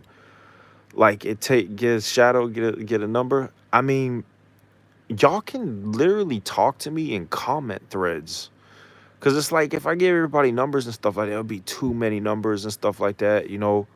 I might open up some sort of, I don't know if y'all have jobs and have money or anything like that, but the only way I would actually put that much time into answering questions and stuff like that, because you know I gotta do stuff during the day and stuff like that too, and my own stuff. I'll maybe open up like a thing where you can buy a subscription that's cheap, and I'll put extra time into individual questions and stuff like that, because I already put hours into this shit, and you know, I do it all for free. So it's like, you know, it takes a lot of time explaining this shit to a lot of people. Hold on one second. Let me read all this. I'm having trouble with astral projection. I keep trying. I'm gonna try to explain it a little bit more. So how would you explain having a dream and then realize later on seeing it play out in the real world, but it happens so quickly so you can't see or do nothing, kind of like deja vu? Now, I don't know if y'all saw me answer this question the last time I did a live, but this is exactly what I'm talking about. Why this is why I would have to do a subscription kind of membership payment thing to answer people's questions directly, because I am going to be asked the same question over and over and over and over an infinite amount of times. Like, it never ends. I could be here all day long and I would be answering the same question for a million different people. So it's like I'm gonna well, I'll make a Patreon. I'm gonna make a Patreon tomorrow. I'm literally gonna make a Patreon tomorrow. I'm gonna go live again tomorrow night. I'll make a Patreon and the forums and all that. I'll make a whole listen. I'll have a whole website thing set up. I'll figure it out with Discord or some shit. I'll figure it out tomorrow. I'll do all of it tomorrow. It's gonna be set up by tomorrow or in 48 hours from now. Oh, I thought I was. Yeah, Miss Kimmy, it never ends. It's like it's like the same 10 questions over and over and over and over again. Everybody, it's just the same 10 questions. I'm gonna set up a Discord question thought thing. I'm gonna go live tomorrow and I'm gonna say all the details. I'm gonna have everything set up tomorrow. So y'all just hang in there. I'm gonna get it all set up. But I'm gonna try to go into a little bit more detail about how to do it. But for the people, I know there's a lot of people make a community post about questions you need answered on YouTube.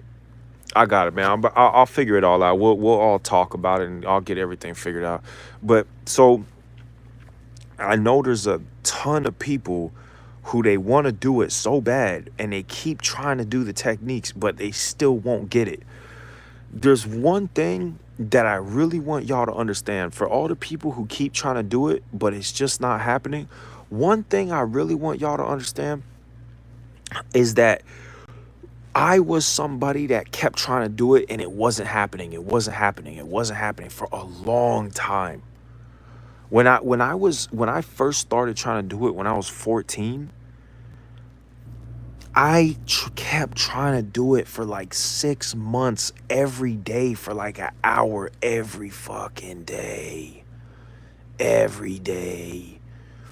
So that way, if someone sees the same question, yeah, I know, Shadow. Even if they see the answer to their question on a forum, they're still gonna want to ask me about it because some of the stuff is it's just hard to really understand.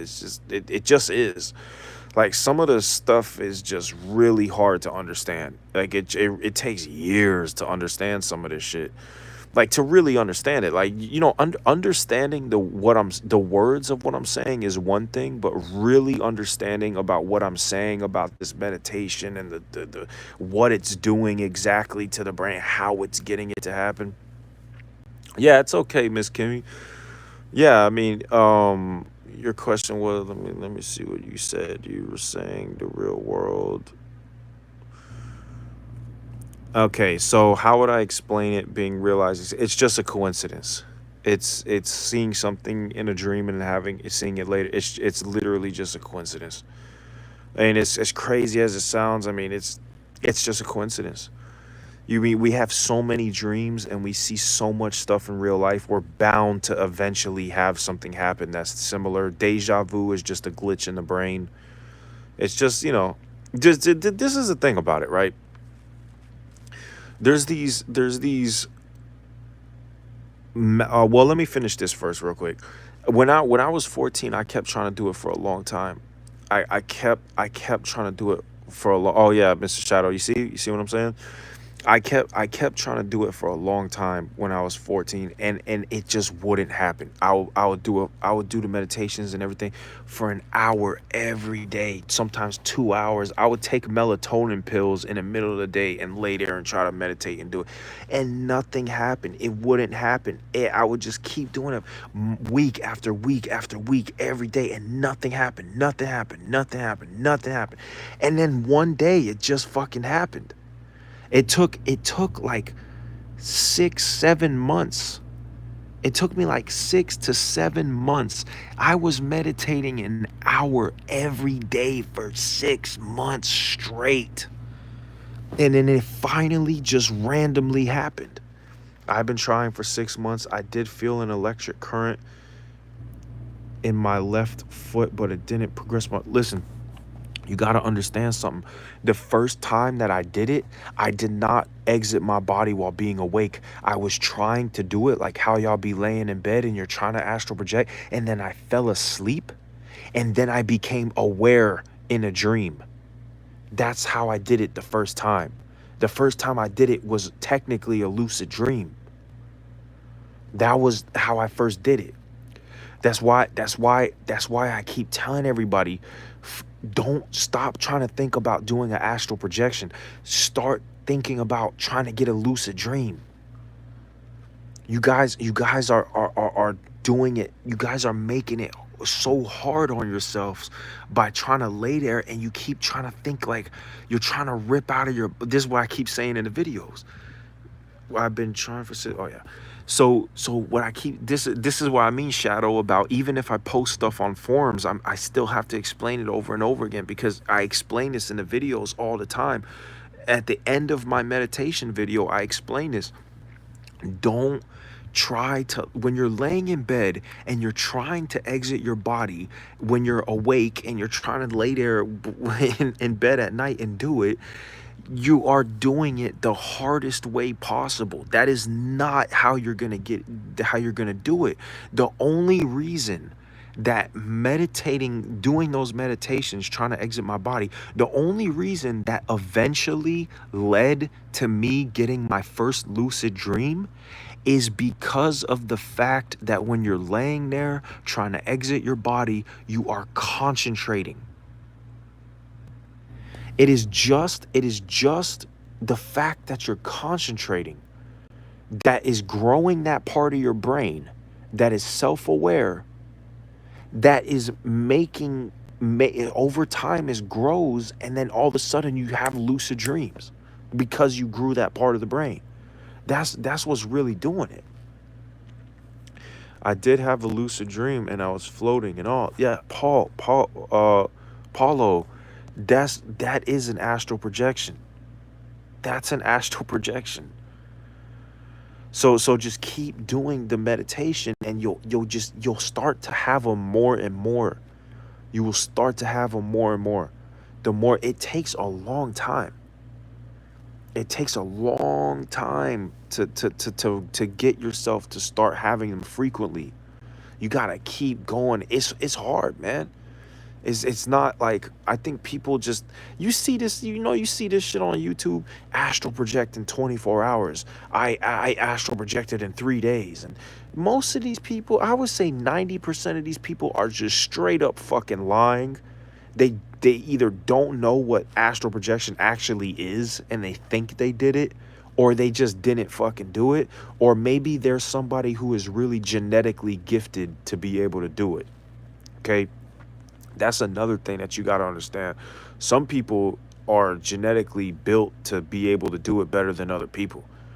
You know, I'm kind of in the middle. Like for me, you know, maybe I can have a little bit of a gift of doing it, but I worked my fucking ass off to be able to do it. It did not come easy at all. It felt like I had achieved something big in the lucid dream. Like I said, oh yeah, oh yeah, Paulo, yeah, exactly. It's like when you first do it, it's like, holy shit. It really is like a holy shit moment when you do it for the first time. Lucid dreaming is astral projection. That's something that y'all got to understand. It's the same thing. So try to have a lucid dream. Stop trying to lay there and astral project. It's just try to have a lucid dream. Try to do the techniques to have a lucid dream. That's what you want to do. When you're trying to lay there and rip out of your body, like that is impossible. Like that is literally like nearly impossible to do. That's why y'all keep like, it's never happening, because you're trying to do something that is nearly impossible. You're trying to lay there and just rip out of your body from meditating when you're awake. That is nearly impossible. Is it true that when you start to do it, it's loud like an airplane? I've never had it be loud like an airplane. I've maybe heard some noises, like maybe a couple times. I might have heard that a couple times. You know, you gotta remember, this is something that I keep saying also over and over and over again, is that you are going into an imagination land. Your brain can do anything. You can think anything, you can hear anything, you can see anything, you can feel anything. You can feel like you're on fire. You could feel like you are on fire. You could feel like you're in. One time, listen to this. One time, I was laying down. I was falling asleep. Started falling asleep. I entered into sleep paralysis, and I started being in this kind of like black void, and I was this body in a black void, and I started getting surrounded with barbed wire, and I started to feel the barbed wire, and I started freaking out, and I started trying to wake myself up, and it took me like 5 seconds to wake up. So I gotta go for it now. All right, peace out, Paulo. But yeah, man, I I think it's somehow related to having a sleep paralysis. Yes, it's sleep paralysis. It's what it is, because you'll be laying there stuck, seeing everybody move, but they see you as sleeping, but you're aware of it. Yeah, Miss Skimmy, that's what it is. Miss Kimmy, that's exactly what it is. It is sleep paralysis. You are exiting. Sleep paralysis is the surface level black void. When everybody okay, this is the mistake that everybody makes. Everybody is trying to do the techniques to exit their body that you're supposed to do when you're in sleep paralysis. They're trying to do it when you're awake. That's why people are like, why can't I astral project? The techniques that you're supposed to do to rip out of your body, you're supposed to do that when you're in sleep paralysis, not when you're awake laying in bed. So people keep trying to imagine floating towards their ceiling and stuff like that. When you That's scary ass sleep paralysis that people have probably gone into sometimes, where you wake up and you just can't move and you're frozen, you're like in the darkness and you get scared, and that's sleep paralysis. And when I was a kid, no techniques, exactly. So that sleep paralysis is the surface level black void. Now when you get to that is when you're supposed to try to imagine floating towards the ceiling and ripping out of your body, and imagine that there's a rope on your ceiling and you're pulling up on the rope. That is when those techniques will rip you out of your body, not when you're awake. Do you know how to induce sleep paralysis? Yes. Hold on 1 second.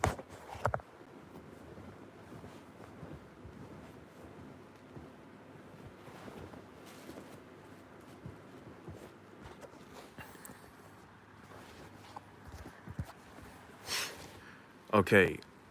Do you know how to Yeah, or the latter technique. Exactly, Shadow. You're supposed to do those techniques when you're in sleep paralysis, not when you're awake. Do you know how to induce sleep paralysis? The best way to induce sleep paralysis is by doing mindfulness meditation for a long time, like months and months and years and years and years, and then you will automatically catch yourself in sleep paralysis. It will just start happening. Like that's like the like I keep trying to explain this to everybody, but it's probably just the urgency to want to do it so bad that's making everybody just keep trying to find another way around it. But there's really these are the three things. You do reality checks during the day. You look at your hand, you ask yourself, am I dreaming? Okay, that's one. Two is you do the mindfulness meditation every night for 30 minutes for months and months and months and months and months. Three is you wake up after 5 to 6 hours of sleep. Maybe you just stay awake for a minute, drink some water, whatever. And as you're going back to sleep, you imagine moving out towards your front door in your head. You just keep imagining moving towards your front door as you fall back asleep. Those are the only three things you can do. I mean, that's it. How do I stop sleep paralysis from happening to me? That is a whole nother story. Keep waking up with my face in the pillow and can't move, but I know I'm awake. Yeah, stopping it is a whole nother story. That is a whole nother. I think stopping it is probably harder than getting yourself to do it, to be honest, because Once you start having them a lot, sometimes, man, it could be harder to stop it than it is to get it going. I mean, I don't, to me personally, how I stop myself from having them is I completely stop meditating. I stop thinking about it. I keep thinking to myself, I don't want to do it anymore. Like that's how I am getting myself to stop it from happening. Can you tell us some weird dreams? Yeah, I'll tell you a weird dream. I wish we could trade places. No, you don't, James. It's not as it's amazing. It's amazing, but it's like everybody says. You know, it's like people when they're it's like rich people. You know, they say, yeah, I thought being rich would be the best thing in the world, but then I get rich and it's like, ah, it's all right. It's like, yeah, it's all right. You get, you know, you get used to it. You have all the dreams you could do it, and it's like, all right, cool, but you know, it's amazing, but yeah, it's not super. It's not. Yeah, yeah. It's astral projection is a lucid dream. Well, the sleep paralysis. Yeah. Oh, okay. I see what you mean with talking to her about the thing. I see what's going on now. Why do people want that, bruh? I think I'm about to suffocate in the pillow. I don't agree though. I really feel like it's something clinging to me in that realm trying to kill me, to be honest. It's your subconscious mind trying to do it to you because you're getting scared. It's your fear is growing because you're thinking about it. That's what it is. It's your subconscious fear that is amplifying because the attention is going to it. That's what it basically is. It's exactly what it is, James. It's the fear. That's what makes it worse. That's what probably makes it keep happening is because you just got to overcome the fear of it. You know what I do, Machiavelli.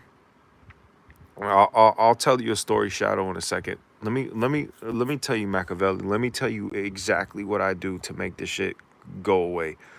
To this day, this happens to me. With all my experience, this shit still happens to me. Sometimes I get in sleep paralysis and I get stuck and it feels like something's attacking me and there's nothing I can do. What I do is I imagine I'm just closing my eyes and I'm fighting as crazy as I can. It's like swinging like crazy, like fighting like I'm trying to tear up whatever is around me.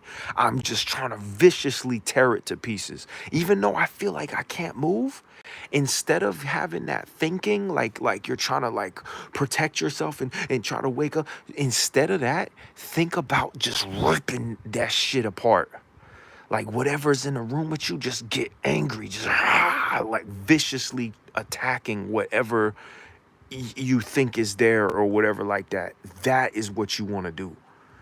You wanna imagine, just close your eyes and just aggression. Just think about aggression next time, attack it viciously. And doing that, I never have demons attack me in astral projections again after I started doing that. That I'm telling you, Machiavelli, I used to have demons attack me in astral projections all the time. After I started fighting back and trying to getting aggressive and instead of running from them, I chase after them. I viciously try to rip them to pieces. Ever since I started doing that, it's like my subconscious mind learned, don't even play with me. Like then like it's almost like my mind, it's almost like I know I'm not scared of these demons. Like every time they pop up, I just attack them viciously. Like it's not even it's like I think to myself in my head, like, okay, bitch, I wish you fucking would. I will rip you to pieces anytime you want. And it's like just having that you're still gonna be scared a little bit. You're still that's what it is though. Like that's literally the mindset you gotta have. And then over time your subconscious mind starts to learn that like it's okay if it happens, because when I get aggressive and I attack, it's like it kind of gets rid of the fear. It's like it's not so bad to experience it anymore. How you doing, son, bros?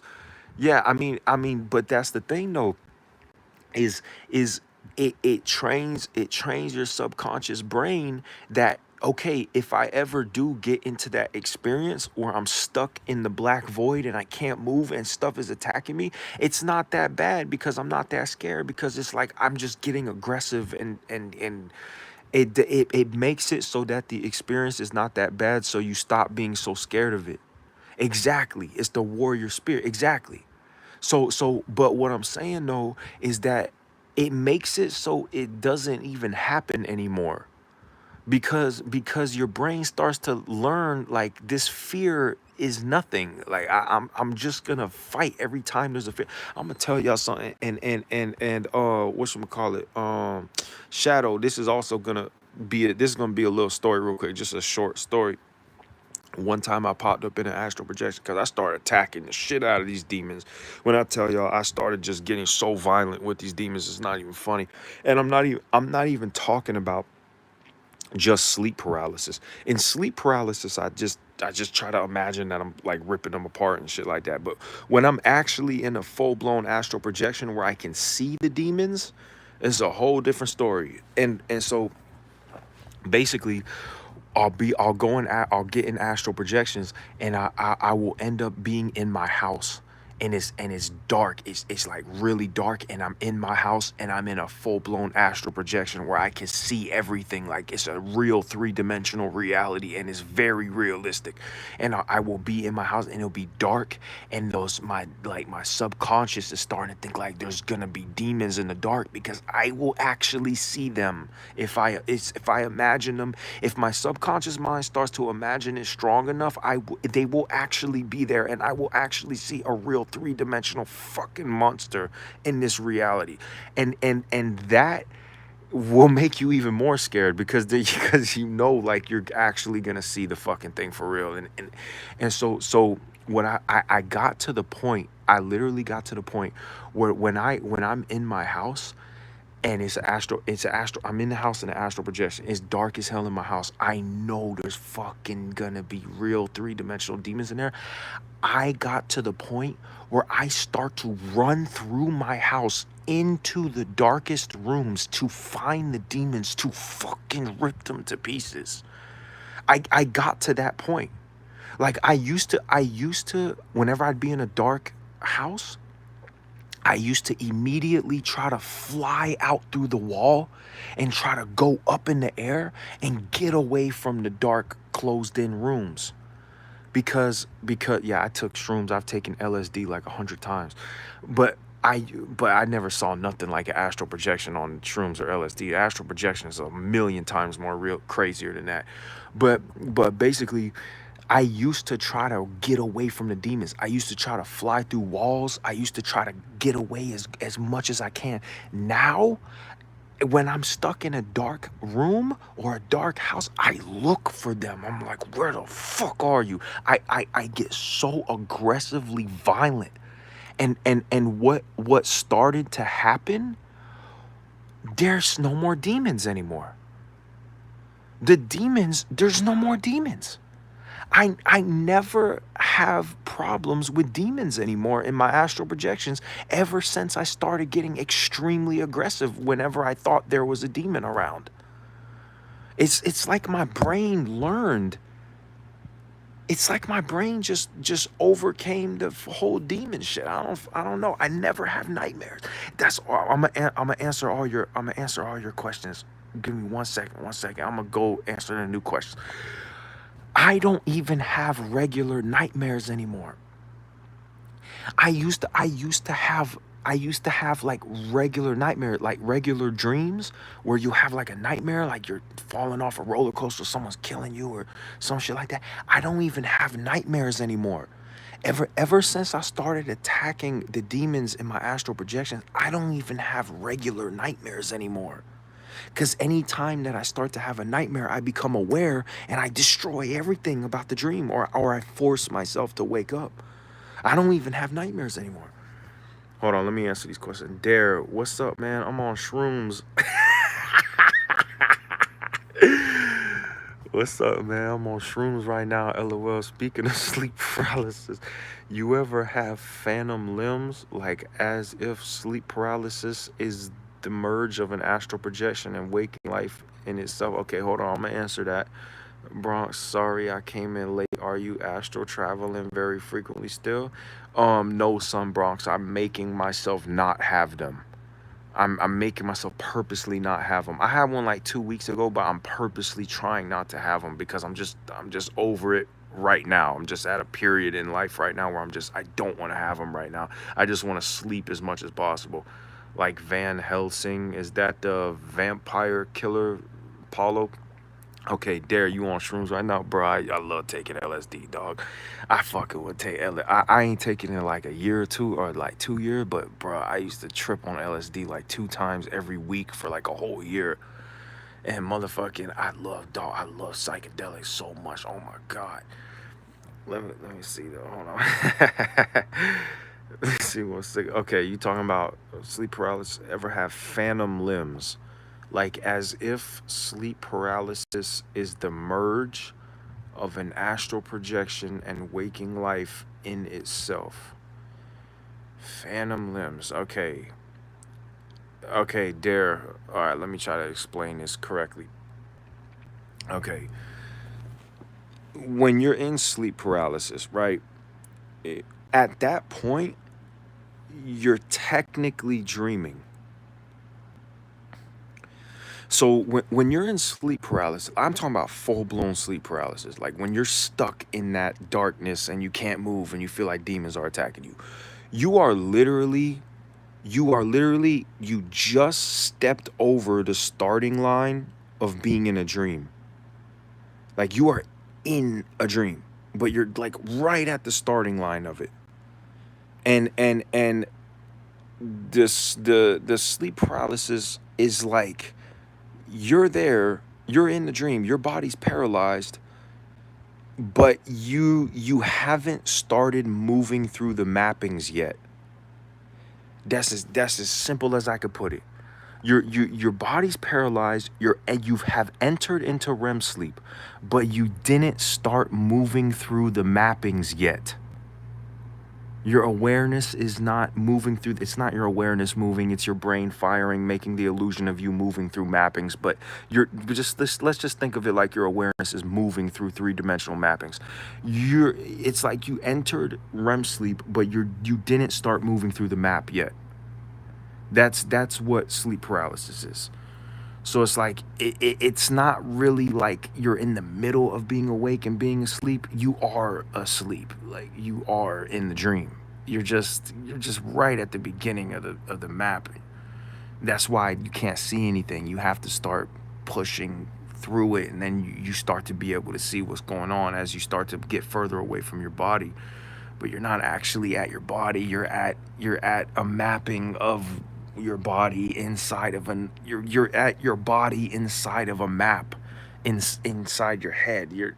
It's really it's crazy how it kind of seamlessly transitions, and it's like you're still at your body in the mapping. It's really crazy how that shit works, but you are literally in a map in your head at that point. What kind of stuff do you see? What kind of stuff did you see color-wise or anything? You talking about on LSD, Shadow?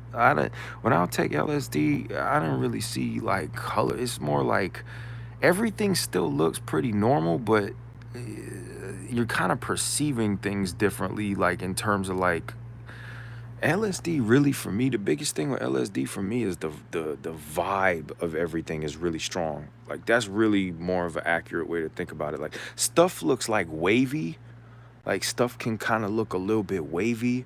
You can kind of hallucinate a little bit, like you kind of look at stuff and go, wait, that kind of looks like it's not like you're seeing dragons and shit, but it's like stuff starts to morph slightly, very slightly, and it's just the vibes of everything. You feel like you're in a dream, basically.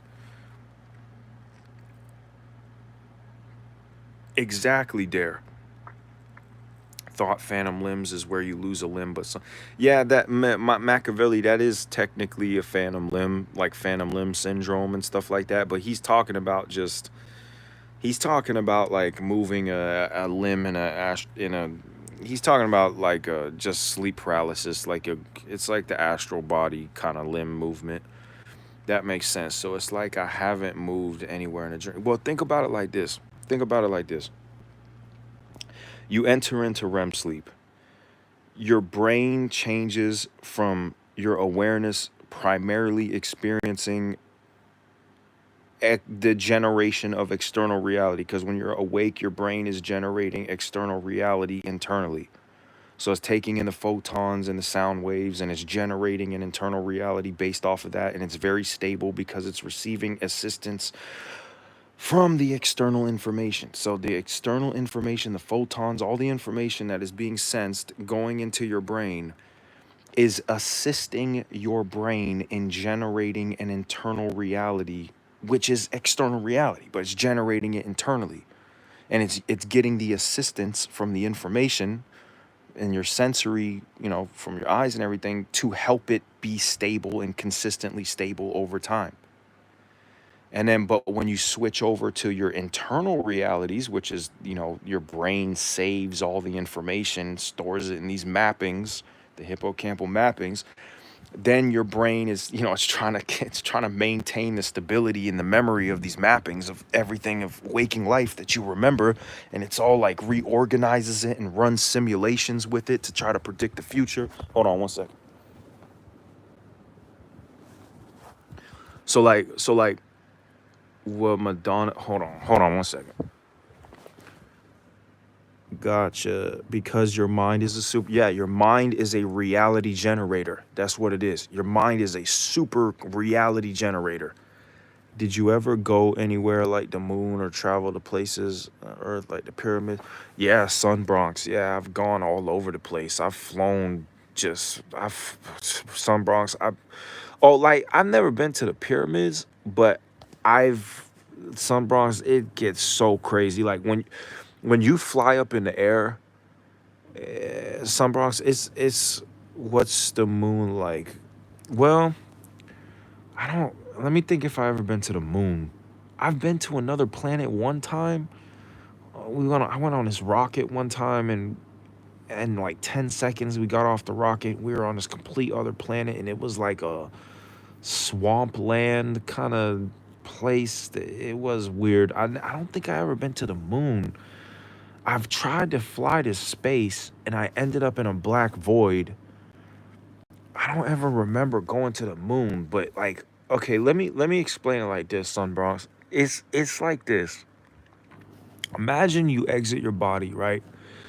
And imagine immediately when you exit your body, right? Say you go out of your room, you go through your hallway, you go out the door, you go out to the front of wherever your house is, or whatever.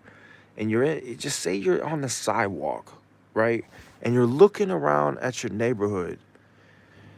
First of all, the buildings or houses or whatever it is they're gonna be kind of the same in terms of where everything is, but they're gonna look different. And then when you say, and then you go float up in the air, right?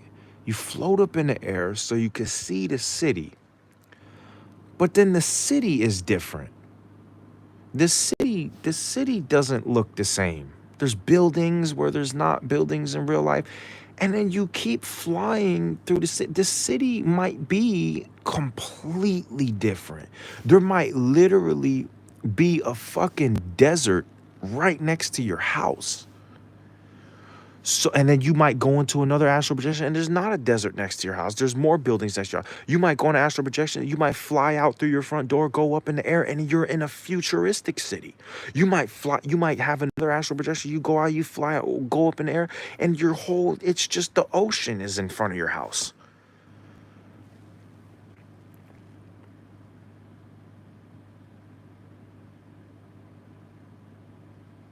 I've heard that too. The things are like in the same but look different. So, oh yeah, Sun Bronx. What you're thinking about, like going to the moon and stuff like that, stuff stuff that is that far away from where you are is, the farther away it is, the crazier it gets. Okay, so like when you get you gotta understand something. Your brain is trying to store has all these different mappings. There's different versions. Hold on one second. So instead of manifest $1 million, I gotta manifest the opportunity to kind of make. If you want to make $1 million, you gotta go talk to people who have made millions of dollars and try to learn from them and get their habits and stuff like that. Machiavelli, you can't do anything with astral projection to get you $1 million. I've heard that too. The things are like reality generator. Yeah, it's an internal reality generator. It can't make external reality.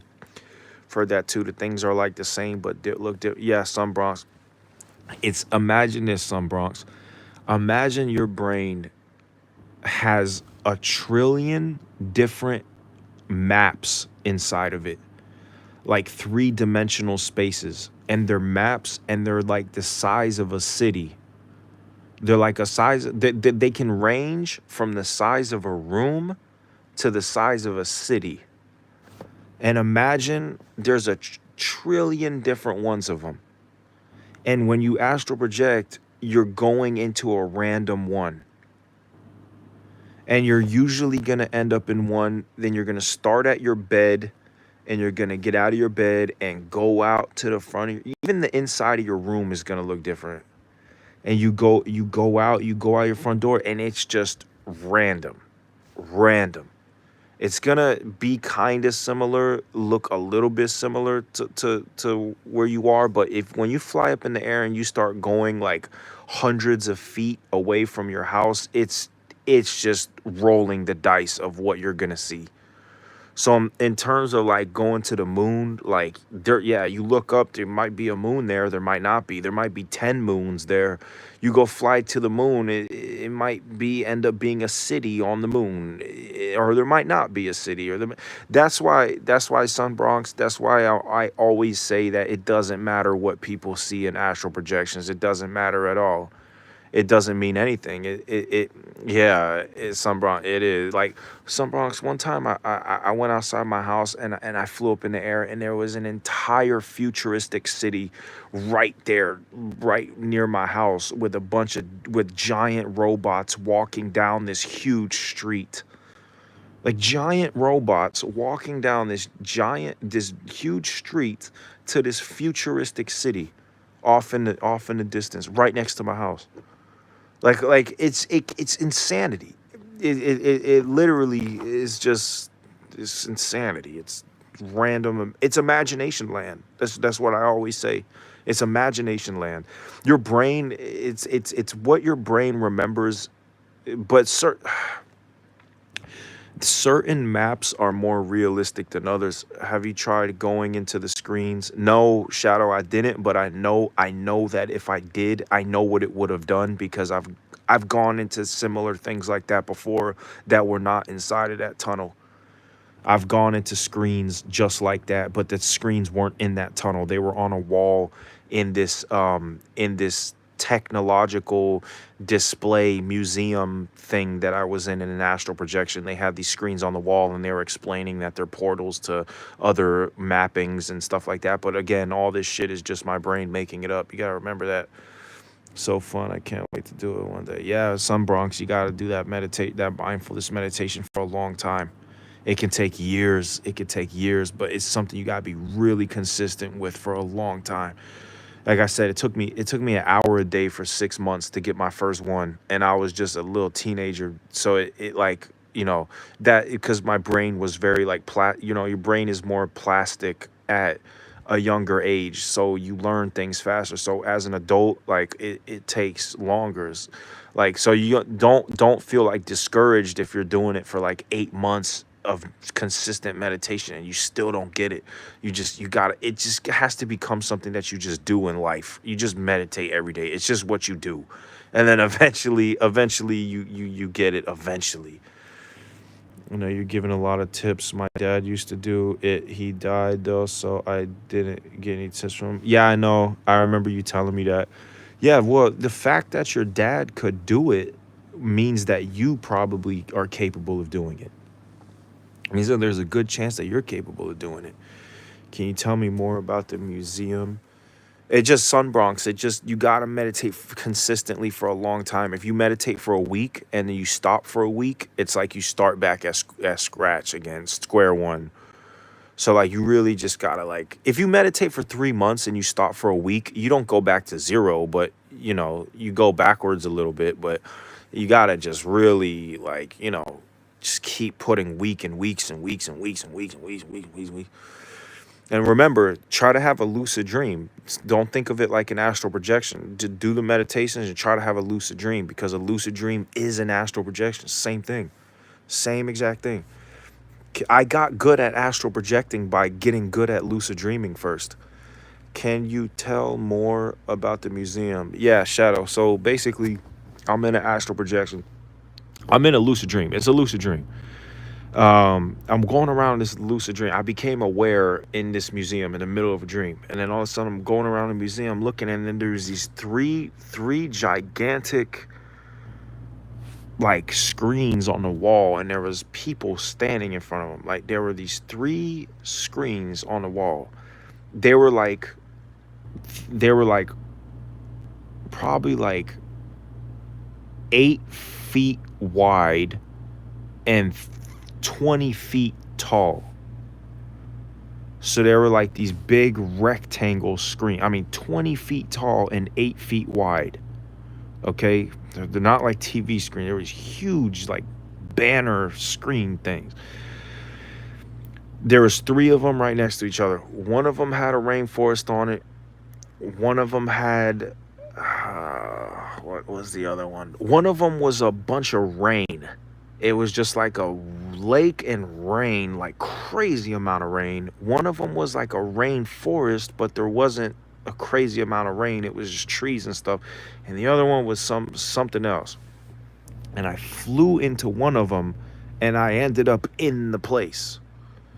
But it's not even like, did it look like a sideways square? Yeah, it looked like a rectangle. It was a tall rectangle.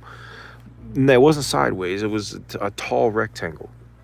But it doesn't matter what it looked like. It doesn't even matter that it was a screen.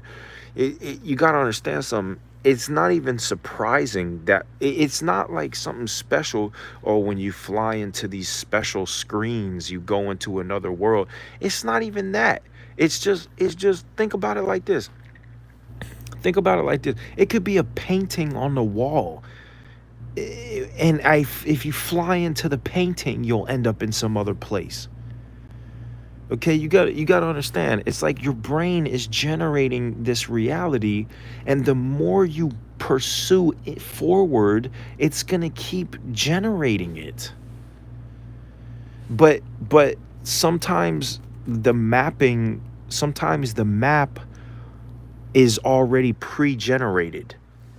Right? Because there's some level of consistent, there's some level of solid generated reality that's there, right? Because you're looking around at stuff. There's stuff that's already solidified and generated in.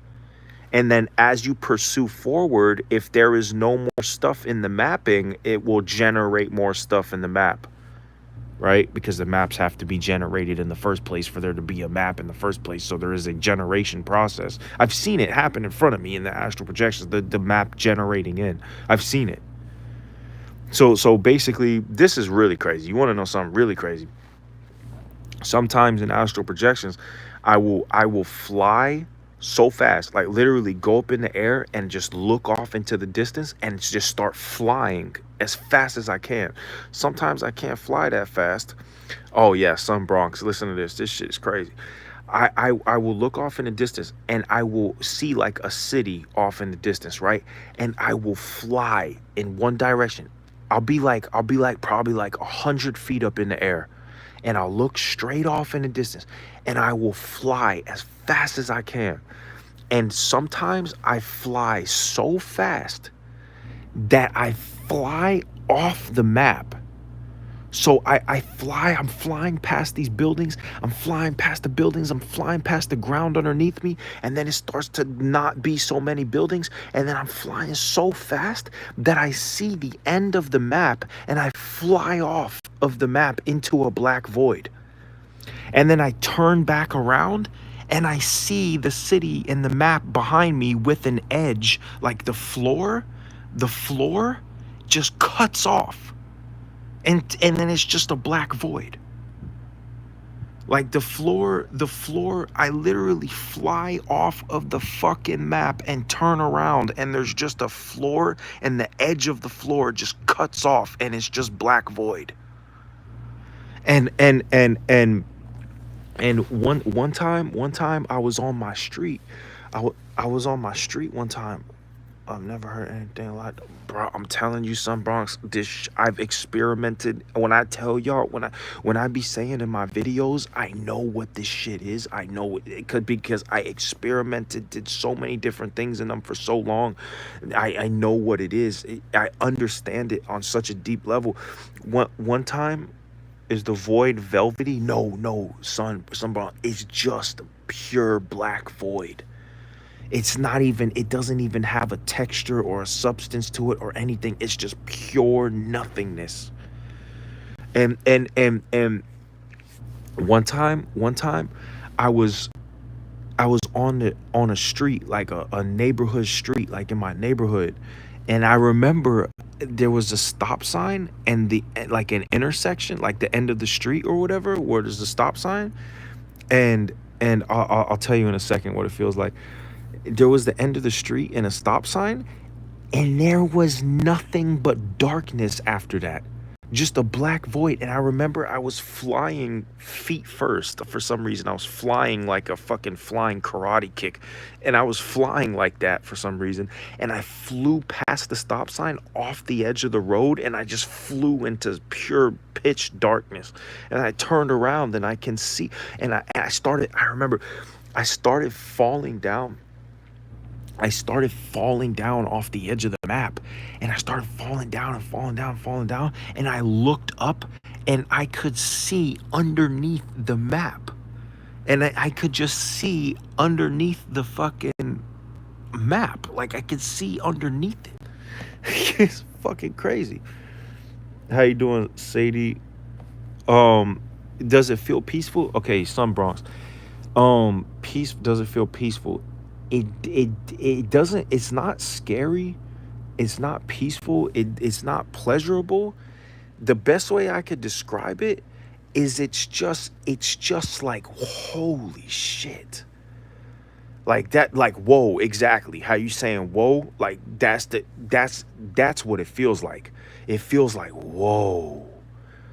Because like when I'm doing that, I'm literally seeing how realities are generated in black voids and how they operate in space. Like I'm literally seeing the inner workings of the brain and how it puts things together. I'm literally looking at the reality version translation of the operations that are happening in the neurons. I am seeing them three-dimensionally. And it's like when I'm flying really fast, sometimes I see buildings that are generating in, and I can see the logical process of how it is generating in. I can see how the lines continue from one section to another to make the structure of the building. And I can see how the brain is kind of incrementally taking the previous step and using that information to generate the next step. So like I see how the shit is like the algorithms, it is using there are algorithms happening. It's literally like Sadie, I'm talking about how these maps, how the astral projection world generates, and I'm seeing like what I'm noticing is they are making these computer programs. They're making these computer programs now, these AI video generators. They operate off of similar principles of how our brain is generating realities. You should watch Dark City. I'll look at that. I'll look at Dark City. I'll see what that's about. But Sunbronx, like literally, these AI generators, how they generate videos and like there's, I don't know if y'all ever seen this shit. There's like these AI things where like you move forward in the video game and it generates more environment as you move forward. There's this video game where you fly through space and it generates planets randomly as you're flying through it. So it's not something that's already there. It's being generated as you're going through it. So basically the algorithms in the programming that is coding that video game, where the actual algorithms in the code are similar to the algorithms that our brain is using to generate in that three-dimensional environment. It's very similar to that. So what I'm saying about how I know for a fact that there's life after death, I'm telling you, I'm telling you, I'm telling you, I'm telling you, the awareness exists after you die. They say all timelines and realities already happened and we're just experiencing certain pieces of reality at different points. It's interesting. Well, Sunbrox, think of it like this. Think of it like this. People have their theories, right? Like the multiverse theory and stuff like that. That's why some know about things they can access into all the timeline. Okay, that's the multiverse theory, right? But think about this, Sunbrox. Think about it like this.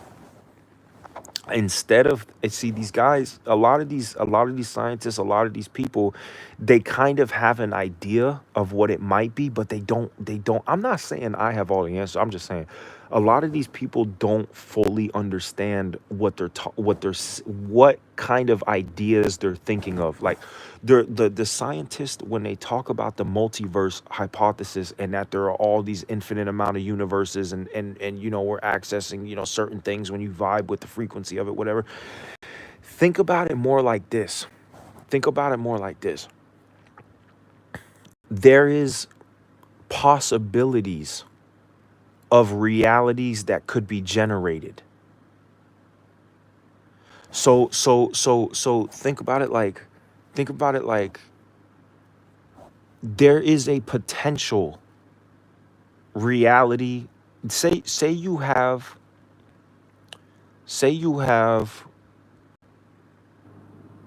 how can I put this?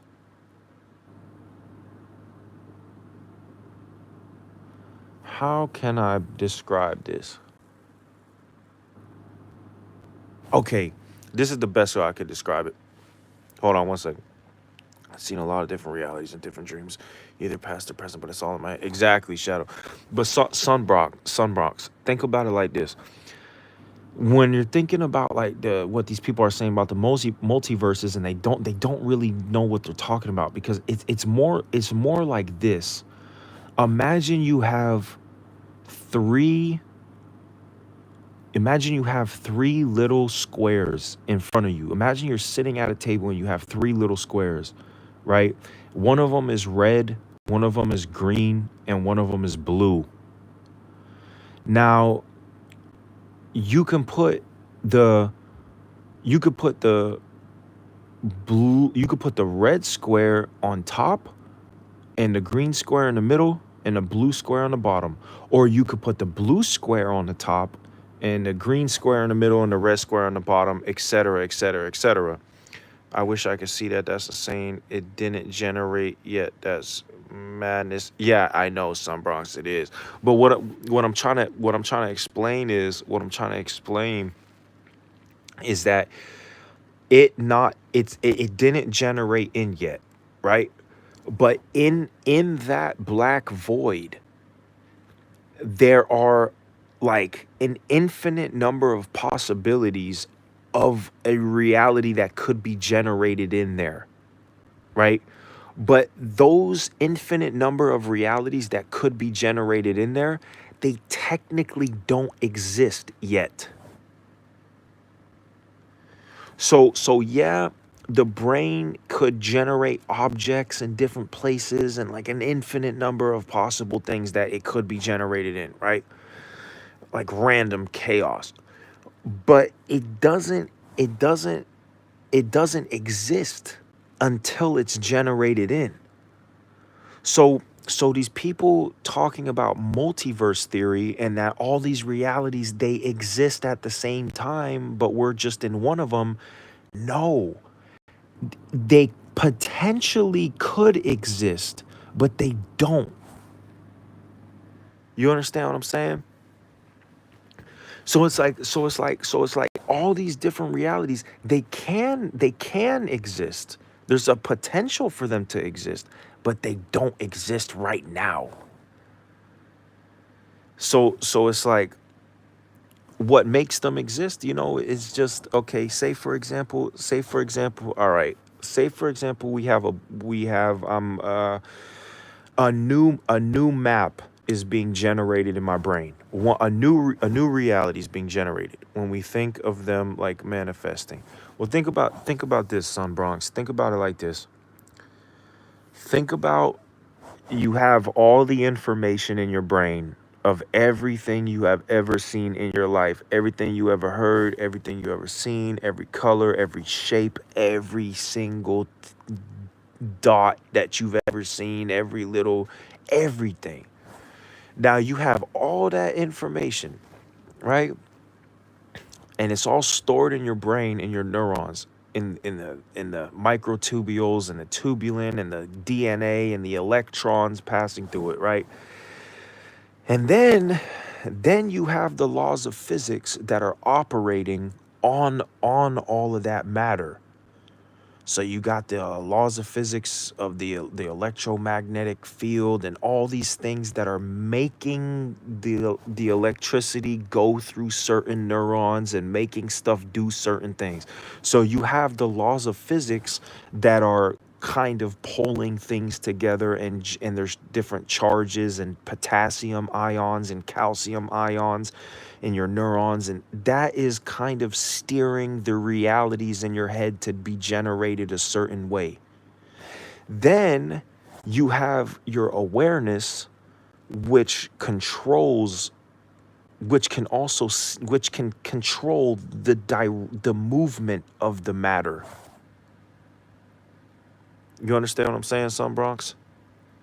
So you have the laws of physics that are moving stuff around naturally, and then you have your awareness, which is using its will to steer things where it wants it to go.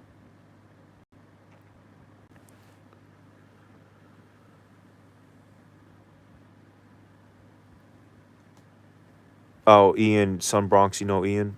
Yes, I'm following. Like a prototype of the idea, the actual thing. It's like a prototype of the idea, the actual thing in the dream to life, like a drawing or writing. Well, this is the thing. Look, think of it like this.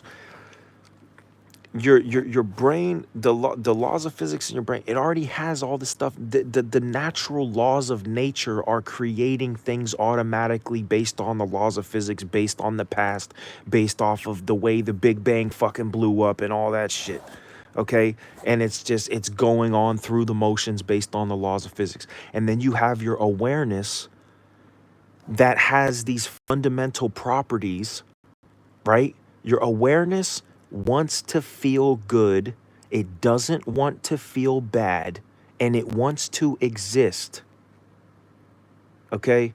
So your awareness has these fundamental properties of it wants to feel. It's very basic, the bottom very beginning of instincts, where instincts stem from, is from this awareness, and it's very basic fundamental properties of it, which is it wants to feel good, it doesn't want to feel bad, and it wants to keep existing. So you have this thing called awareness that for somehow it experiences things, and it wants to feel good, and it wants to exist. And then it is interacting with a reality this thing called a reality, which is like this fucking laws of physics set in stone that just play out mindlessly like a machine. And then you have this awareness that is controlling, that it's exerting its will to move stuff around in the reality like a feedback loop so it can fulfill its desire to feel good and survive. Y'all understand what I'm saying? So you have this awareness that is receiving information from the reality and experiencing it, and then it is then taking that information and willing it to bend it in the direction that it wants to, and feeds it back into the reality so that it can create a reality that will feed it back good experiences. So it's a feedback loop of reality giving information to the awareness saying, I don't like this reality, I want it to be like this, and it sends it back and moves the fucking matter to try to turn it into what it wants it to be, and then it makes the matter do stuff, and then it sends it back to the awareness, and the awareness automatically is instinctually, through willpower, making it do what it wants it to do to try to generate an experience that it wants. And that's what's making these realities. That's what's making the realities in the head the way they are. It's the laws of nature, and then your brain is trying to experience what your soul is trying to experience what it wants to experience. So it's trying to move stuff around.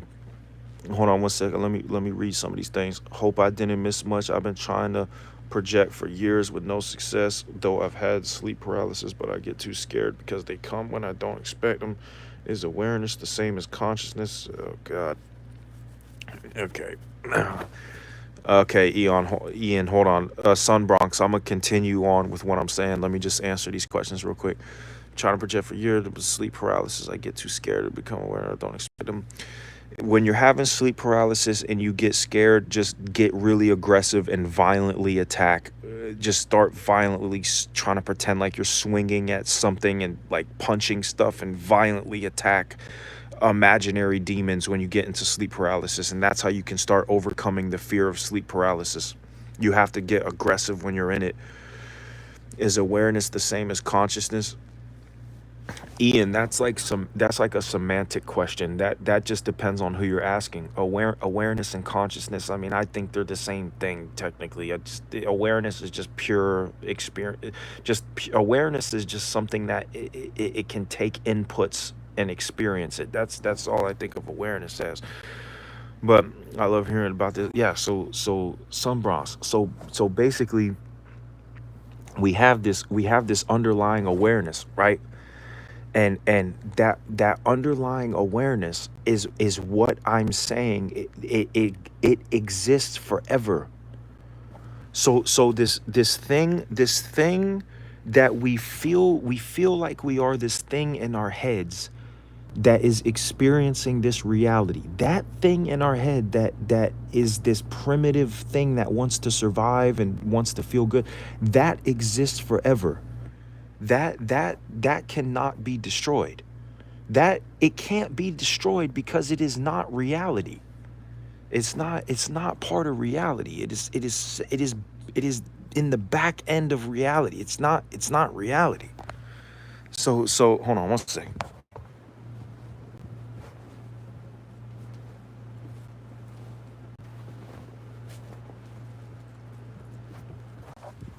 Hold on one second. Love hearing, why do you think we go into physical bodies? I think that I don't think okay, hold on. Let me get my thoughts together for a second. Okay, why do we go into physical bodies? Okay. This is as deep as I can understand this, because you gotta remember, I don't know everything about reality. You know what I'm saying? Like, I don't know like God and how, like, I don't know everything. But as far as I can make it make sense to myself in my own head, of why exactly we're in these bodies and how we're experiencing this and why this is what the hell is happening. I think why we go into bodies, I don't think that we chose to do this, and I don't think that anything chose for us to do this. I think that I gotta just like yeah, I appreciate that, but I'm saying like I think as fucked up as this sounds, and it really is kind of fucked up. I don't think we have a choice to be in these bodies, and I don't think God has a choice. And that's the craziest shit is I started to realize over time, I don't think anything is controlling this shit. I think I think I think the laws of nature is really God. Because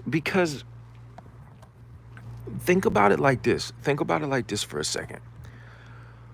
When you go to sleep at night and your brain goes from waking reality to going into a dream, you're not controlling that. So when you think about like the universe being a brain, right? Like say the universe is this like your higher self. Like say there's a higher self, right? Like when you go in a dream, you're in your lower self, and then you wake up from a dream in waking life, and you're in your like medium self, and then you die in real life, and you wake back up into your higher self. Like let's just say that's how it works, right? I think that there are mechanisms at play where your awareness goes up and down these levels of inhabiting brains that is completely out of control.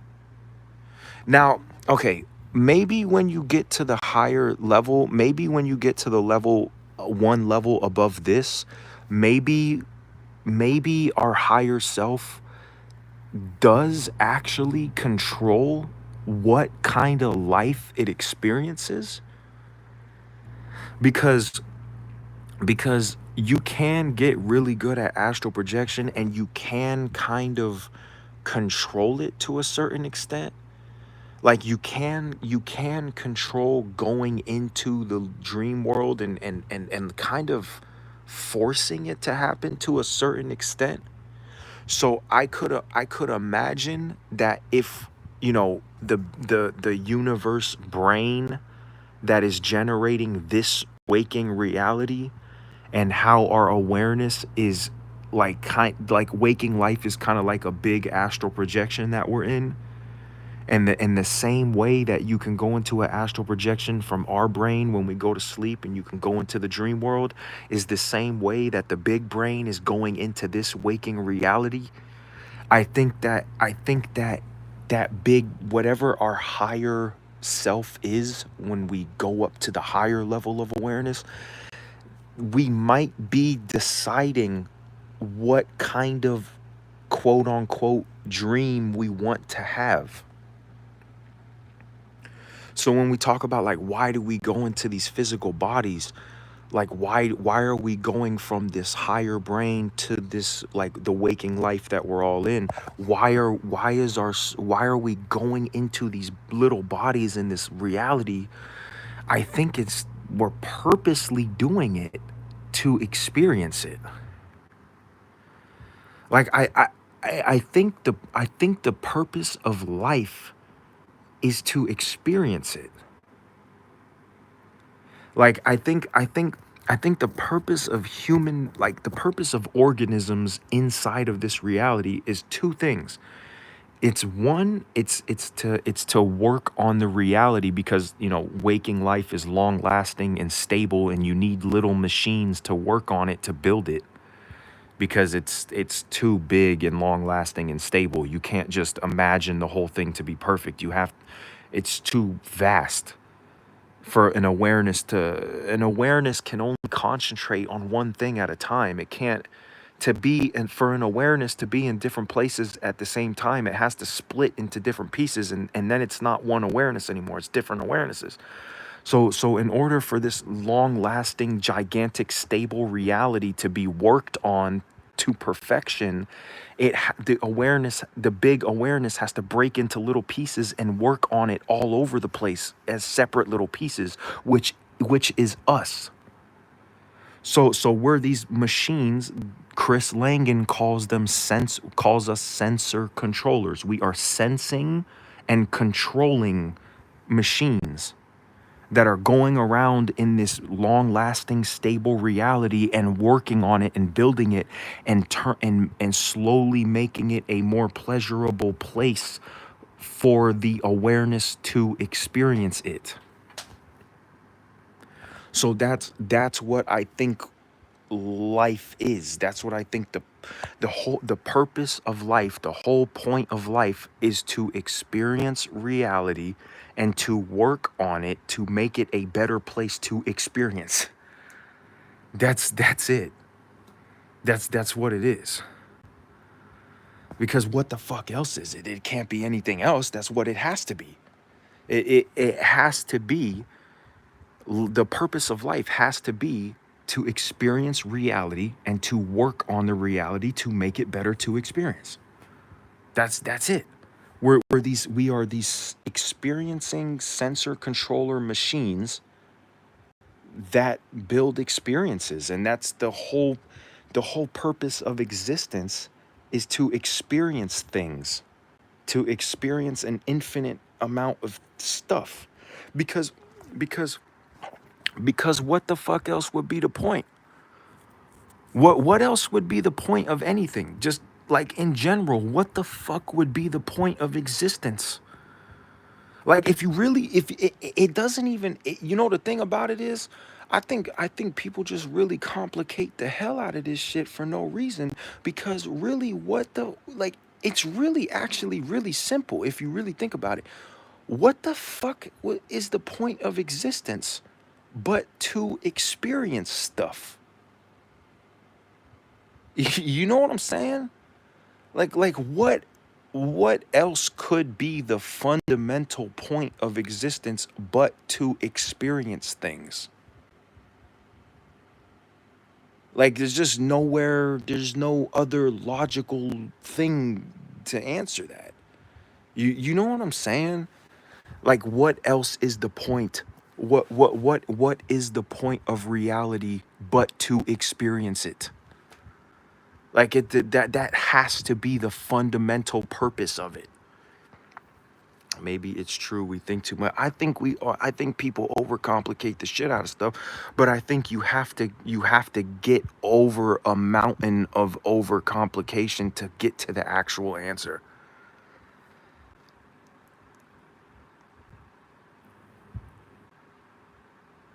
Oh hell yeah, reincarnation is real. This shit is an endless loop of reincarnation. You will parallel. I don't think there's really parallel.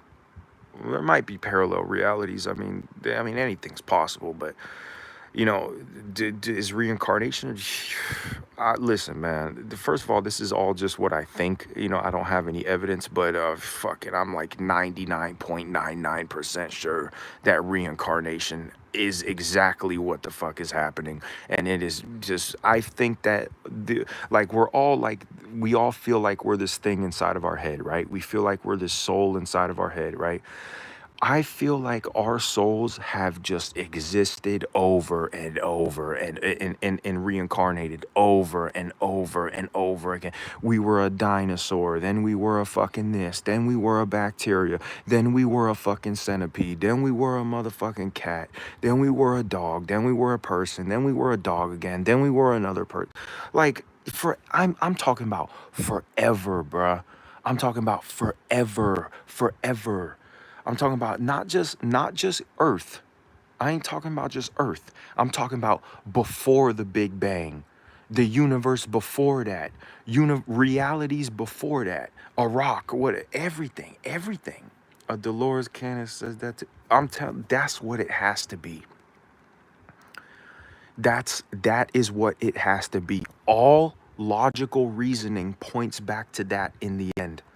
Like we are air at some point. Well, I think that yeah, air, yeah, but I think that when it gets down to, well, think about it like this. Think about it like this. If you become a photon, you're so small and you're moving so quickly and you have no brain, so you don't really experience anything, so you don't even experience being that. You know what I'm saying? Like you don't, like if you're a photon, you reach the end of time instantly. So you don't really experience being that. I feel like I just feel like it's just, obviously if I was a fucking alien, I'd be able to understand this shit a little bit deeper, but I feel like there's no logical way around it. I feel like it's reincarnation. I feel like we look at death. We look at death like it is this such horrible thing because we don't understand the back end of reality. If we understood the back end of reality, because in like, if you think like computer science, right? You look at a video game, right?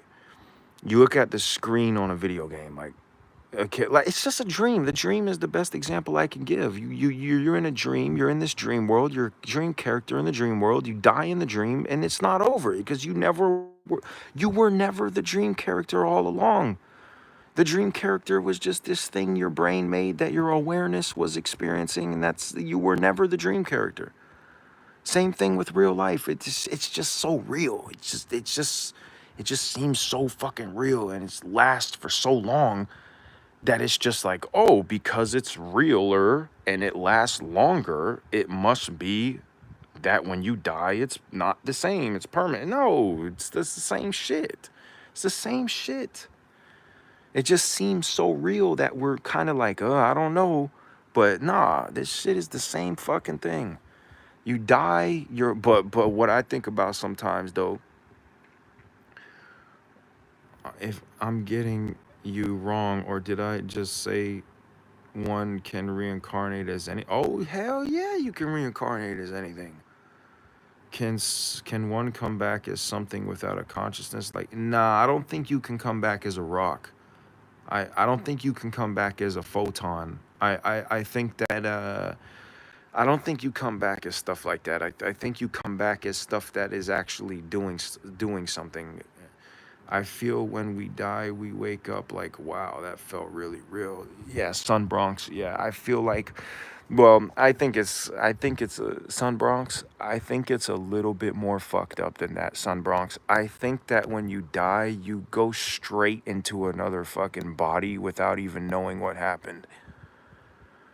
Like, I don't. This is so like it's so kind of fucking, it's kind of like, oh my god, but like I honestly I honestly think that's what it is. I think that you just die and you're in a black void, and then all of a sudden you see the light again and you're in another fucking organism. And I think that's what happens, man. I think that's what happens. And I think that continues to happen until the whole fucking universe dies. Because the universe is gonna die at some point. This shit is just gonna fucking expand to the point where everything's gonna decay. Because everything decays. Everything is falling apart slowly over time, to put it simply. All the atoms, everything is falling apart over time. So the universe is eventually going to die. And I think that once the integrity of the structure of the universe starts to really fall apart, there will be nothing left to mechanically separate the awareness into different pieces, and then it will all join back into one. And then we will fucking wake up. Then we will wake up into the main awareness. Like, we will be all joined back together as one main awareness, the big brain awareness.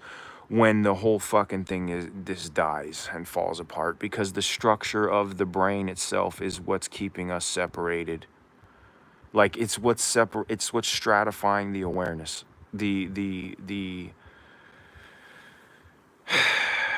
The structure of reality is what's making us be separate, feel like we're separate awarenesses. It is the structure of reality itself. So when the structure starts to fall apart, there will be nothing to separate the awareness, and it will join back together as one. But I just feel like the reincarnate. I don't feel like you're gonna have a. I don't feel like there's really going to be a point where when you die, your soul is going to wake up into some bigger brain and go, oh my God, that was crazy. And then, I don't know. I don't know. Well, it might. It might just skip to the end of time, Sun Bronx. When you die, you might not exist as any, you might not reincarnate. Your awareness might just not you be in non-existence until the end of time, which it will experience instantaneously because it will have no brain to experience anything. And then you just wake up when the universe is all just over and the dream's over. Maybe you only live one life per universe per fucking soul or whatever. But it still doesn't die though. Zero ducking. Is there any way you might wow, paranormal. Is there any way you might know of, kind sir, of breaking the reincarnation cycle? Haha. I do not want to come back here. This realm is draining from me. Hey, Ian, I fucking wish. We don't have any control of this shit, man. This thing is, this whole brain is just, it's gonna do what it's doing, man. It's just like when you dream and you go into the next dream and you go into the next dream and you just can't even control it. It's just gonna do what it does. It's the laws of nature, man. It's just gonna keep, life is fucking rough, dog. This shit is just gonna, and you know what I was thinking? So you think that you experience on astral is something only experienced while in a body. But yeah, Ian, I'm gonna get to the rest of what y'all saying. But Ian, I feel you, dog. I think the soul is just like, you gotta be fucking kidding me. It just reincarnates again into another hard life, and onto another hard life, into another hard life. But I think that over time, reality starts to get fixed until it starts to become a really good place. You know what I'm saying? Oh, all the awarenesses put together, interacting in that feedback loop with reality, eventually start to mold the reality into a place that's actually enjoyable over time. You know what I'm saying? So I think it starts to get a lot better as we get into the future. So you think that we experience on astral, so you think that what you experience in the astral world is something only experienced while in a body? I think that, Sun Bronx, put it this way.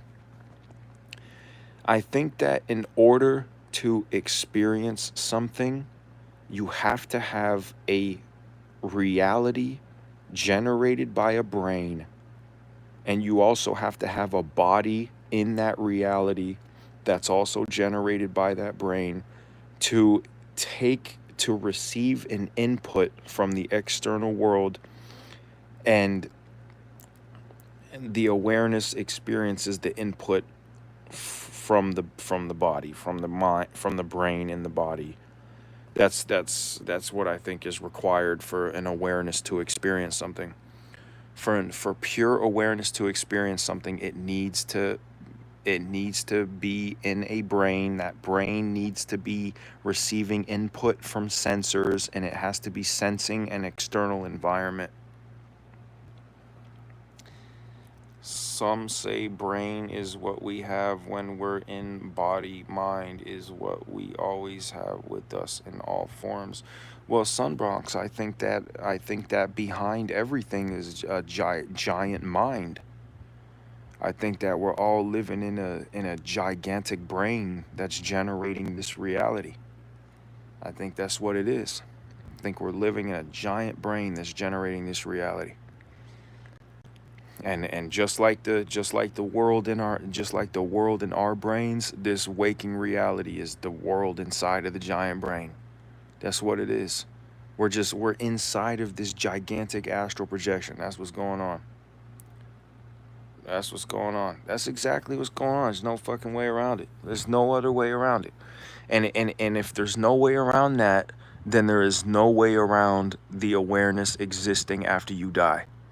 And if there's no way around the awareness existing after you die, then what happens to it? It has to be inhabiting some type of existence.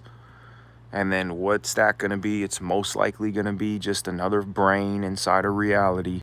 And it's going to be reincarnation. And then it's just going to be that forever and ever and ever. It's just like, you're either gonna inhabit a brain inside a reality and experience something, or you're just gonna be sitting in a black void. And if you're sitting in a black void, you're not even gonna experience time, because there's gonna be no time, because time is reality. Time is in reality. So if you're not experiencing a reality, you're not experiencing anything. So there's no time. So you can never experience nothing. So you're always going to be in a reality, and you're always going to be experiencing something, and you're always going to be reincarnating into different shit forever and ever and ever and ever and ever and ever and ever and ever and ever, and it never fucking ends. It never fucking ends. My late brother passed away due to sudden unexpected death due to epilepsy, and when I received his iPhone, I found his search history, and his very last search was how to lucid dream. Damn, paranormal. Well, I'll tell you something right now, paranormal. Sorry for your loss. Well, I'll tell you this, man. When I think about death, with everything that I understand about everything I've seen in astral projections and everything I know about physics and reality and how this shit has to be put together, when I think about death, right? Like, I never had a close family member die, but the way that I think about death, like right now, for example, the closest thing I can think of is I have a pet cat, right? The pet cat is like, I have a pet cat that's like 19 years old. And my cat is like about to die at any fucking moment, basically. And when I think about my cat dying, it doesn't bother me. Like when I know that's not a family member, but it's kind of like, I had the cat for 19 years. Like when I think about when I think about me dying, or oh wow, that's crazy, Sun Bronx. But when I think about me dying, or I think about like a family member dying, or I think about something like that, I think like, damn, it's gonna suck not being able to see them again. It's gonna suck that they're not gonna exist in my, like, their body, and is not their character is not gonna exist in my reality anymore, in reality. But I have such a deep, strong understanding that the soul in their head is gonna exist forever and always has existed. I have such a strong understanding and belief of that it's almost like 50% of the pain of them dying and that they're gonna die. It's almost like it relieves a lot of that pain, because it's like, I understand that there is no fucking way around it. The soul in the head it can't be, it exists forever. So when I think about death, paranormal, I don't think about it like, oh man, the soul just, it ceases to exist permanently. I think about it more like, oh my fucking God, I have to go and experience another life again? What if I have to be a fucking gazelle that gets eaten by a lion? What if I have to fucking come back and like I'm some creature that just gets burnt alive? Like, that's what I think about when I think about like death. I think about, what the fuck am I gonna have to live as next? Like, what am I gonna have to experience next? Like, when is this shit? When I hope I come back as a fucking alien, because I don't want to be a lizard for 200 more times. You know what I'm saying? Like, that's what I think about when I think about death. You one more thing. I've heard tons of astral stories, and one thing catches me. Why doesn't anyone find funny spirits? I'd want to hear the funniest thing you've seen, the funniest joke. Well, I'll tell you one thing that, well, they're not really spirits technically, but I guess you could say they are. But one thing that a dream character did one time to me that was really fucking weird. This isn't even funny, but it's just weird. I was in a gas station in a lucid dream, and there's the guy behind the counter. It was an Indian guy, and I was looking at him in his eyes, and I was like, do something to prove to me that you're real. And I was telling him, I'm like, prove that you're real. Prove that you're aware. Prove you're real. And this motherfucker looks at me and smiles and puts his hand up towards my forehead and blasts this fucking, like, air missile. Like, it was like the air had like waves in it, and it was like a little air missile that hit me in the forehead, and it made me start floating up in the air, and I couldn't control it. And it's all just made by my brain and shit like that. But that was really fucking weird. That was really weird. But yeah, paranormal. Yeah, yeah, I believe it's my brain. It's a character that my brain made. It's all just made by the brain, but still, it's like, even though it's made by the brain, it's fucking crazy. And so, like, what the fuck? My brain is making this reality with these characters. I do random shit. It's like, Jesus Christ. You know what I'm saying? Like, it's just, it's crazy, man. Like, your brain is literally generating a whole universe inside of it. It's like, it's absolutely fucking insane. Like, people, you know, people always wanna believe that, when you astral project, you go to this outside reality. Why does it have to be an outside reality? It's fucking even crazier that your brain makes a reality inside a whole universe. There are so many different spaces and realities in your brain. It is not even funny. It is like billions and billions and billions and billions of spaces and maps and different cities and different worlds, and like billions and billions of them in your fucking brain. It's just, yeah, it's absolutely ridiculous. That's what they said too. Nothing is outside. It's all inside. Yeah, it's all inside the brain, but it's billions of these, it's billions of realities that your brain is generating. And I think that that is so much crazier than there being an external reality. I think that is absolutely fucking crazy. Are we just going in the big brain's dream? Shadow. Yes, shadow. Yeah. What do I mean when I say spaces, Ian? I mean three-dimensional spaces.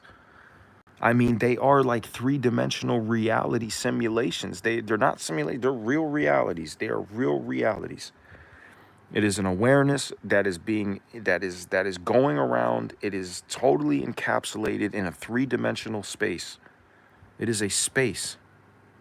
It's like space-time. It is a real space.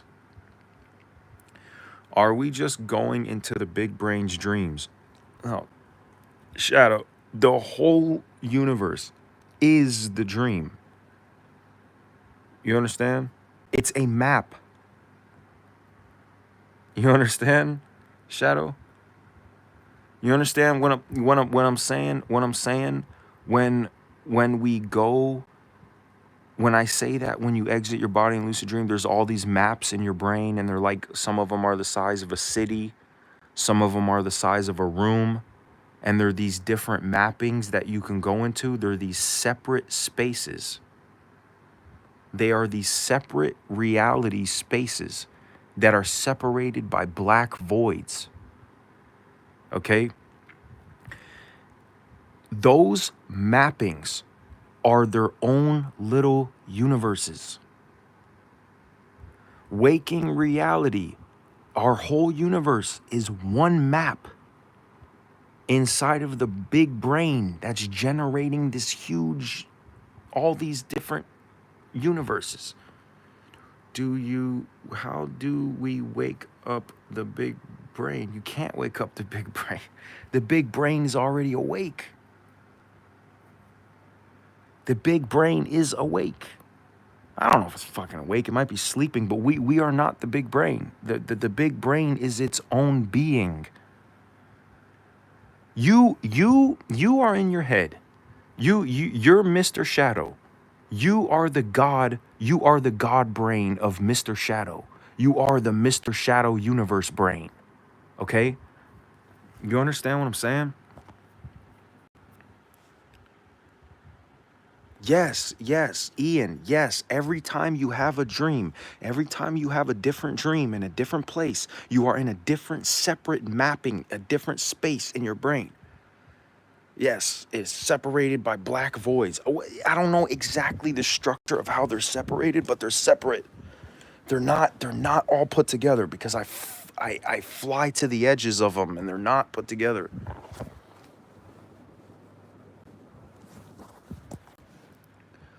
So let me go into this a little bit. Let me explain this shit a little bit. Yes, these maps are separate. Okay, these maps are separate in your brain. Okay, I've flown to the edges of these maps. They are not all put together. They are separate spaces. They're organized in a way that can be geometrically described. Okay, they are organized in a brain in an information. The information of these mappings is organized in your brain in a mathematical way that can be described. It is real. These mappings are separate. Okay, and you have a bunch of these mappings in your brain. There's like billions of them. Some of them are the size of a city. They're three-dimensional spaces. Okay, some of them are the size of a city. Some of them are the size of a room. One time I was in one of them that was just a little office room. So you can mean that these NPCs could have maps and so on. Okay, this is what I'm getting into. Okay, the big brain, which is the brain that's generating waking reality, that big brain has a bunch of mappings. It has a bunch of three-dimensional spaces that are separated by black voids. Those mappings are universes. Okay? Our brain, when we have a dream, right? When we have a dream or an astral projection, same shit, we have NPC characters in our dreams, okay? We have the NPCs going around in our dreams, our little separate dream characters, right? We are the NPCs of the God brain that's generating waking reality. Okay?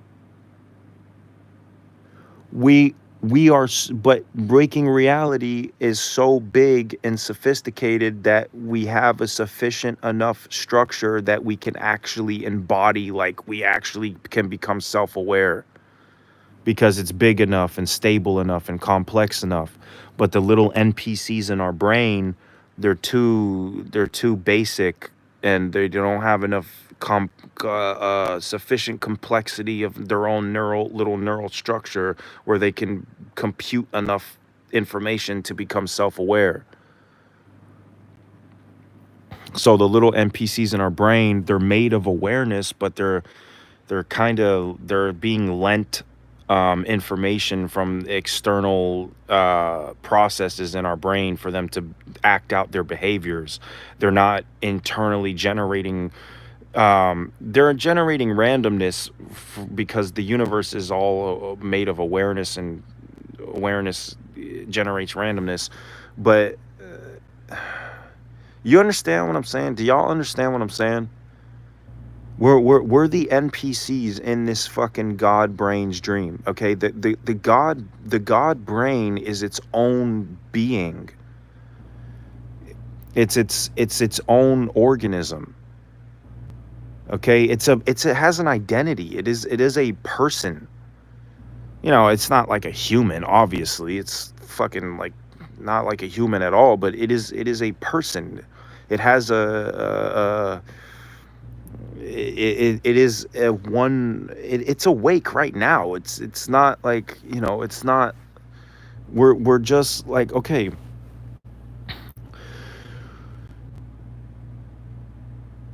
well, Sunbronx, the brain, the big brain has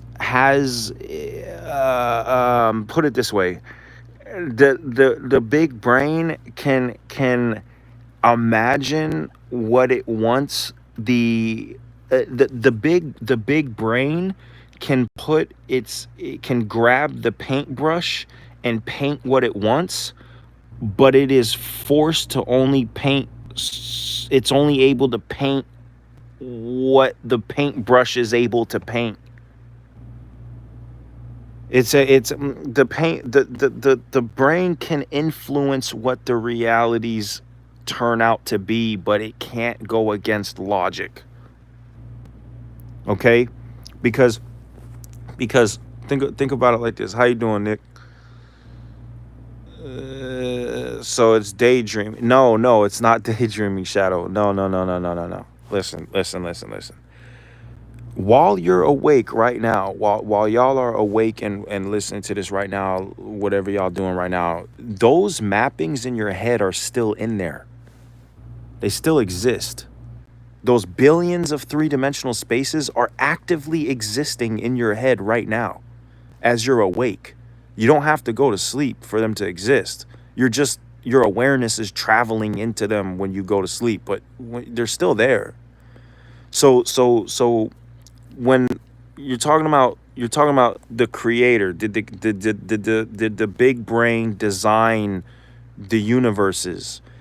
Not, no, it didn't, because it's like asking, did you design every single map inside of your hippocampal mappings? Did you design all the maps on purpose with your will? No, you didn't. It's nature. It's the genetics combined with the external influence in the laws of physics. And the big brain has to also obey the laws of physics, because if the big brain, if the intelligent designer, quote unquote, I'll keep explaining it, Nick. If the big brain had full control and dictated every inch of every mapping of every universe inside of its mind, everything would be heaven. It can't just simultaneously put its awareness in every single spot of reality and make it to be a certain thing. Why can't it do that? Because an awareness can only focus on one thing at a time. So it has to, so if it wants to affect every point of reality and probe every inch of reality, it has to put a sensor in there to be aware of what's going on there. Okay, because when you're going into the mappings in your head, you are generating a sensor to experience it. In order for the big brain to experience a particular area like Earth inside of its mappings, there has to be a sensor to feed it the information. It can't just comprehend every square inch all simultaneously at one time. You understand what I'm saying? It's think about your awareness. Your awareness can experience like a focus. It focuses on an experience at one time. It is one awareness. It is aware of something. It can't be simultaneous. If it is simultaneously aware of everything at one time, it's going to be simultaneously aware of the feeling of the sum of everything at one time, not every individual incremental detail separately. So Hold on.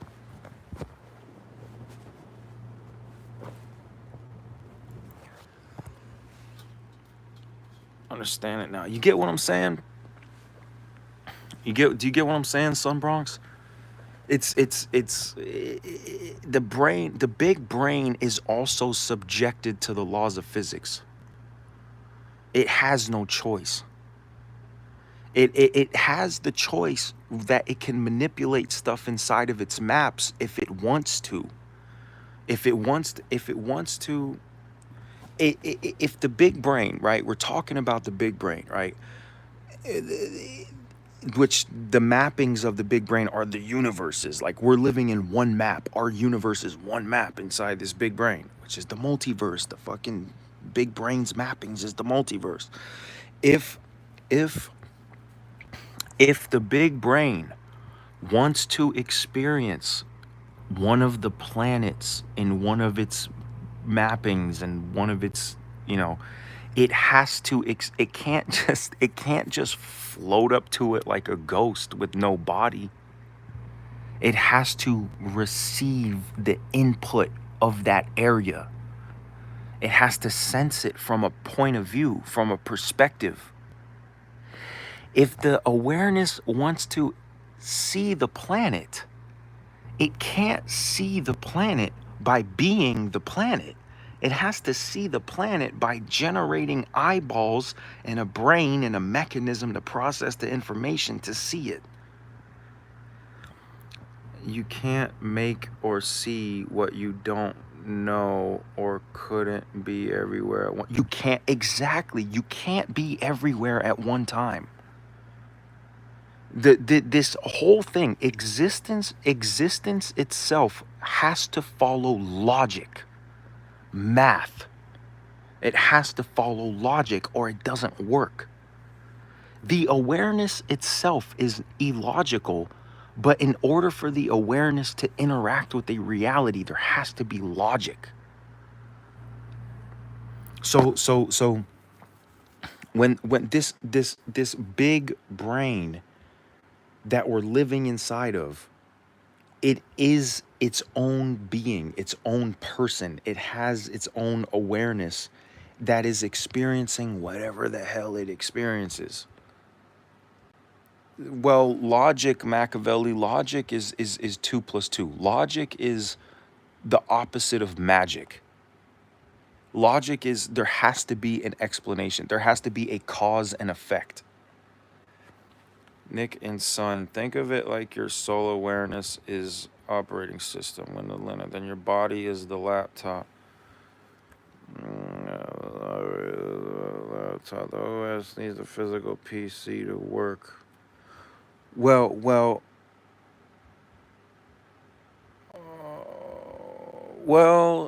the physical PC, the hardware, the operating system. Yeah, kind of like that. Kind of like that, except for, you know, the operating system. Well, not exactly, Ian. The operating system is more like our brain, like our human brain, and the computer, because the big brain is the physical PC. Think about it like that, Ian. Our little human brain is the operating system, and the big brain is the back end. It's the physical PC. So our brain, the soul is not complicated like an operating system. It's just the most basic fucking thing you could possibly imagine. It's just like this thing that just it's like this thing that just accepts inputs. Like it's like it doesn't even fucking, it just accepts inputs and gives an output. Like I don't know. It's just the awareness. That's the hard problem, right? Like that's the hardest. That is the hardest problem of all time. Is describing the mechanisms of how awareness works. You know what I'm saying? That's like, that is literally, it's literally called the hard problem. It's the hardest problem ever. It's like, because the awareness is it's illogical, right? Like the awareness itself is illogical. It doesn't, reality is logical. The brain, the actual physical properties of the big brain, reality itself is logical. But the awareness is not made of reality. You know what I'm saying? So the awareness is separate from or reality is made of the awareness, or whatever the fuck. The awareness is not made of reality. Like, no matter what way you spin it, the awareness is not arising from reality. It's, if anything, reality is arising from awareness. So hold on.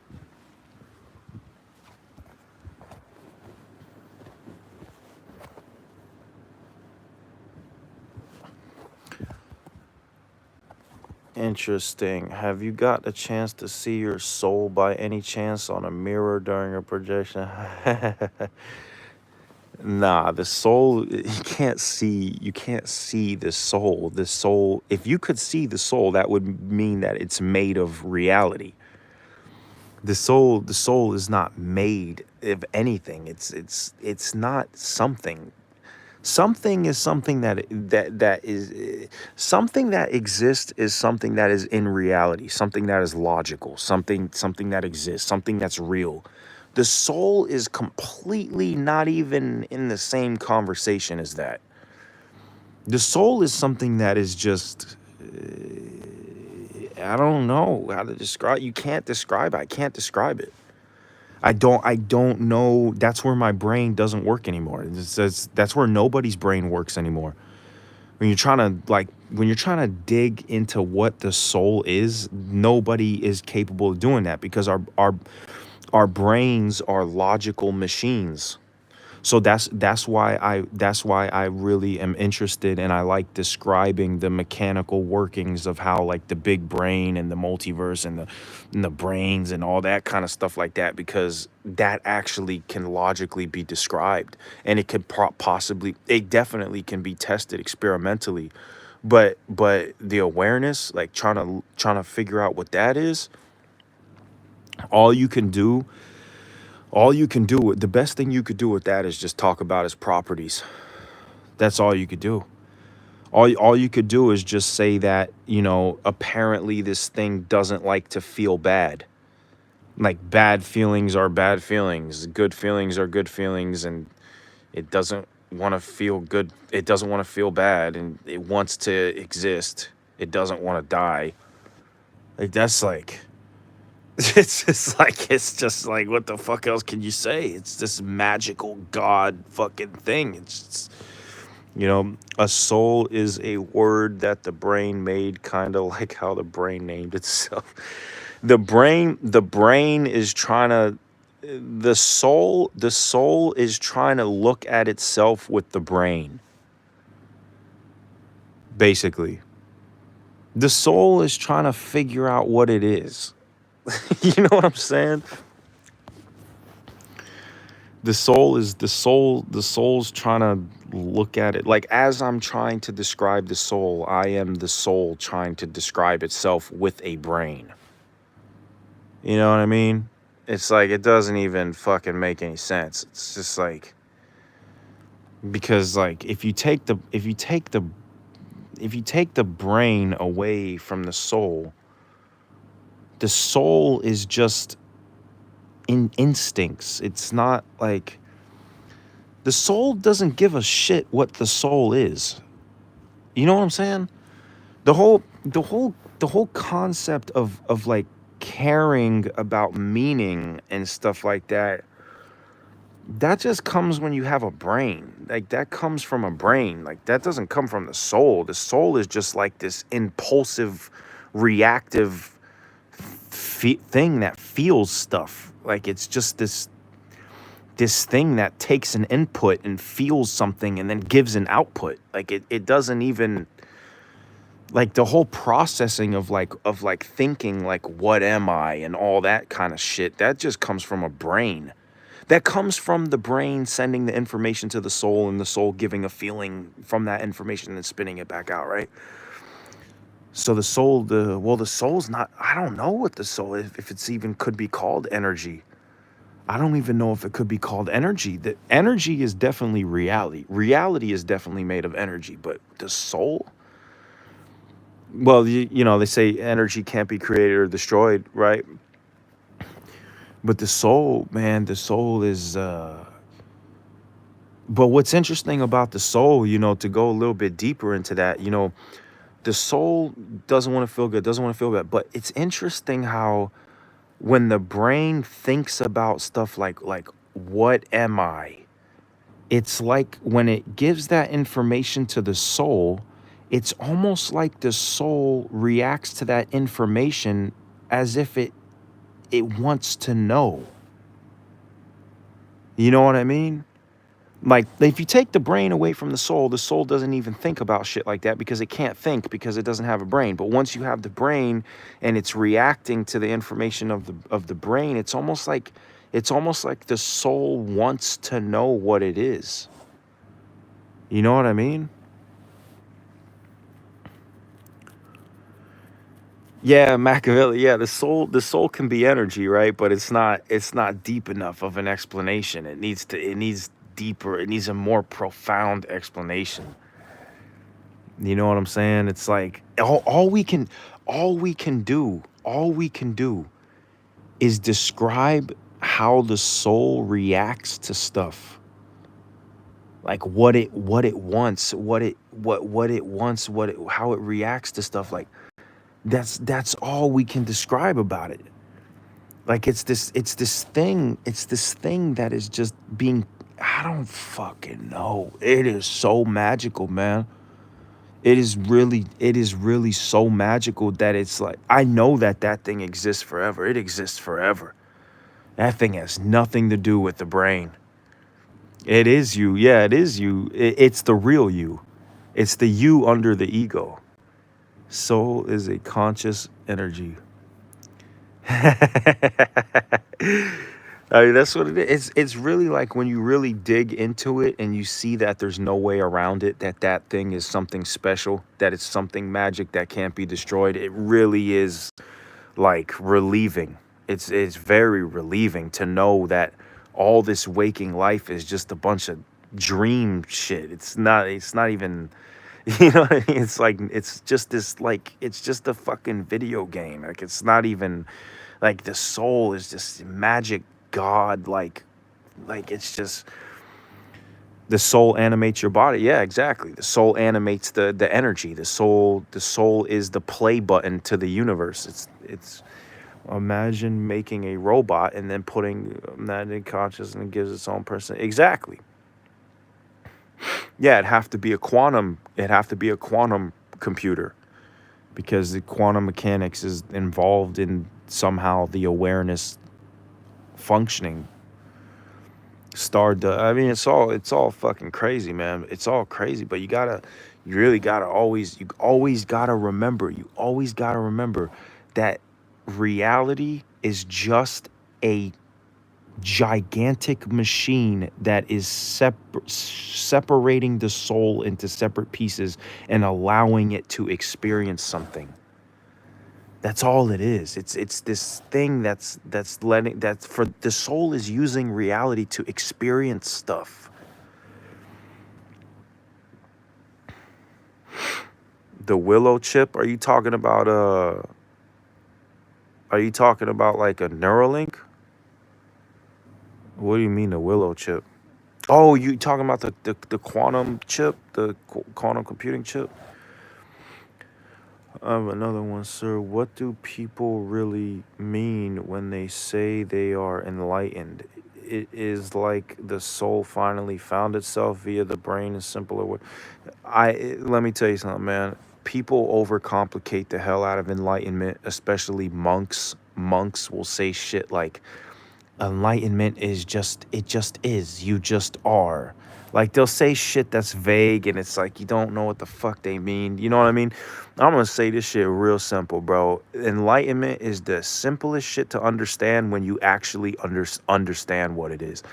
Enlightenment, how enlightened you are is the level that you understand reality. That's what enlightenment is. It's how much you understand reality. Exactly, Mika. That's exactly what it is, Mikavelli. That's exactly what it is. It's the knowledge of, yeah, exactly. It's the how much, and it's how much you understand reality. That's what it is. Nah, you're good, Machiavelli. I don't care. Y'all can talk as much as you want. Give what you think it is. You know what I'm saying? Because this is just what I think it is, and I might have a very high logical reasoning ability, but that doesn't mean that I'm right about everything.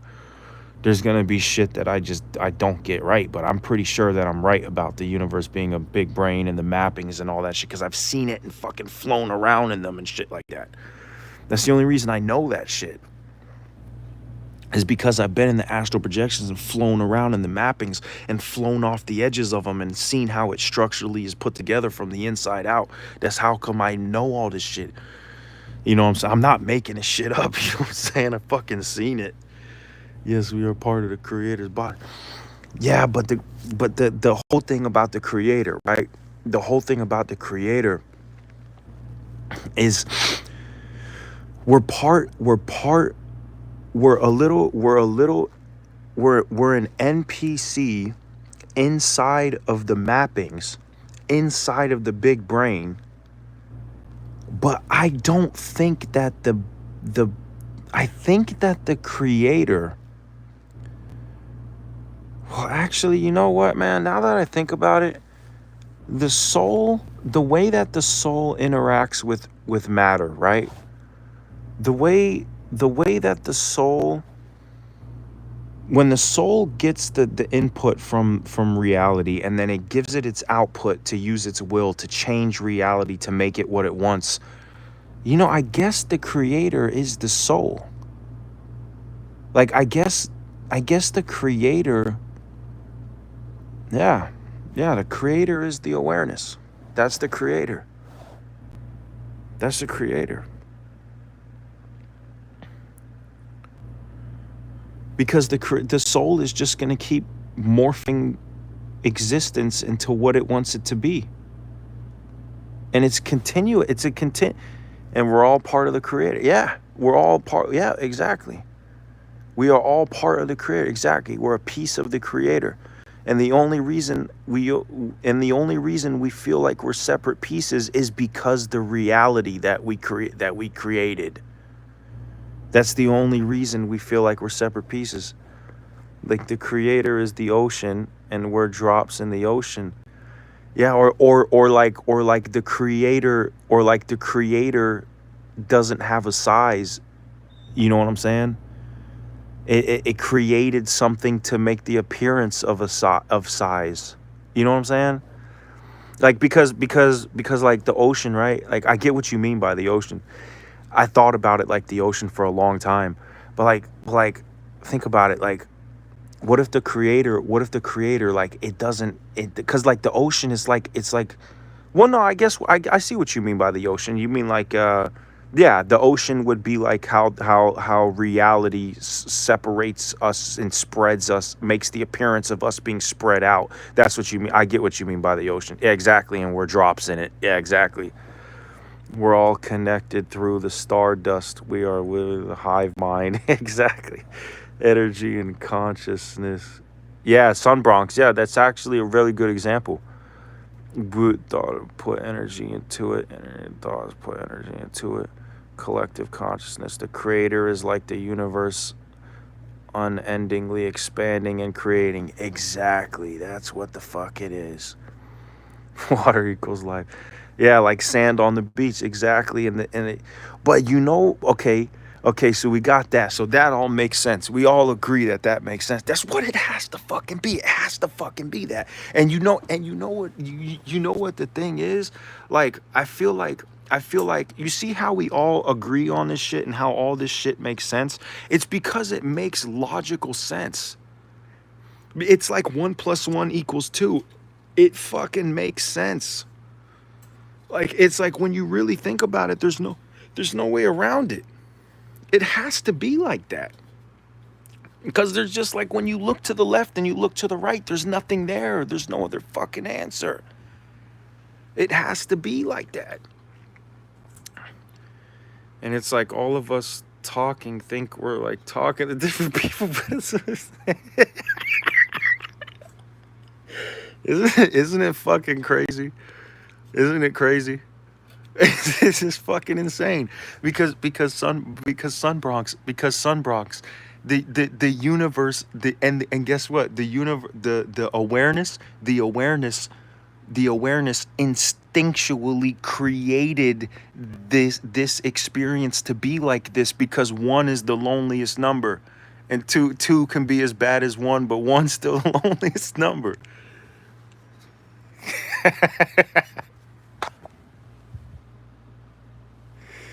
That's exactly what it is. The universe doesn't want to be alone because being alone is the worst thing. A giant ass monologue. It doesn't matter if you curse. I'm cursing every 2 seconds.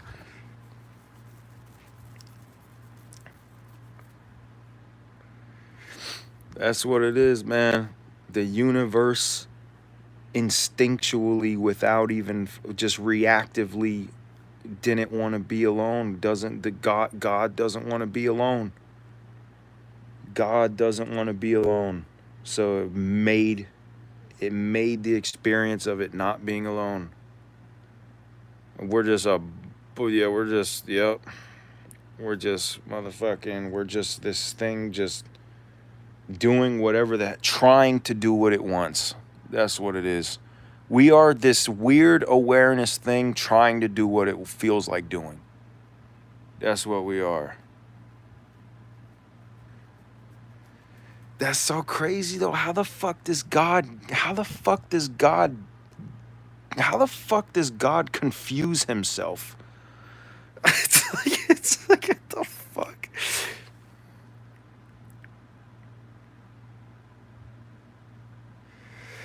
I guess you know what I think, Sun Bronx? I think even if behind the illusion God is still alone, I don't think it matters, because God is experiencing not being alone. You know what I mean? And all that matters is what you're experiencing. God, so does that mean the NPC also has maps while they are in our map? Well, it's Mr. Shadow. It's a brain inside of a brain. Well, God. Well, okay. God. Well, no. Well, hold on a second, Machiavelli. God might not. God awareness itself might not be all knowing. It might not actually. If it might not actually know anything. It might just be creating stuff to be known and then figuring it out or something. You know what I mean? Because I think pure awareness, it's reactive. I think it's this. I think it doesn't know anything. I think it just does stuff. Like I don't think it. You know what I mean? Hold on.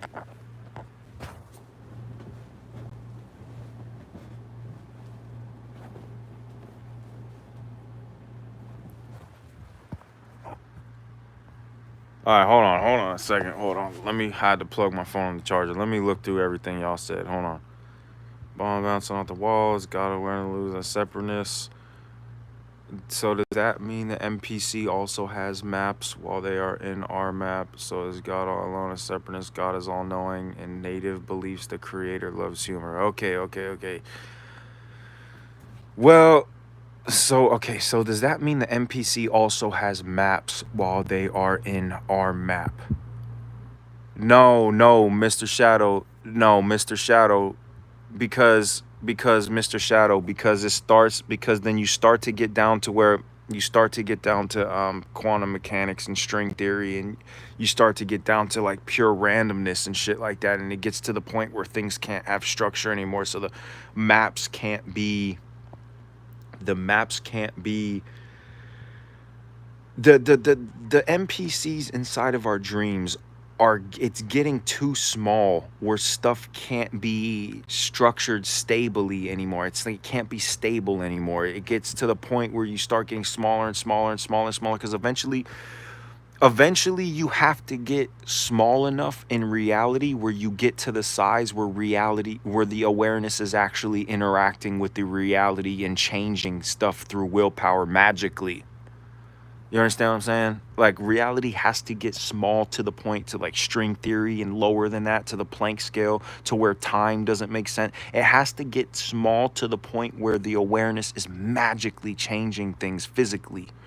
So it can't maintain that stability anymore to be able to have a brain to make maps inside of it. Okay, hold on.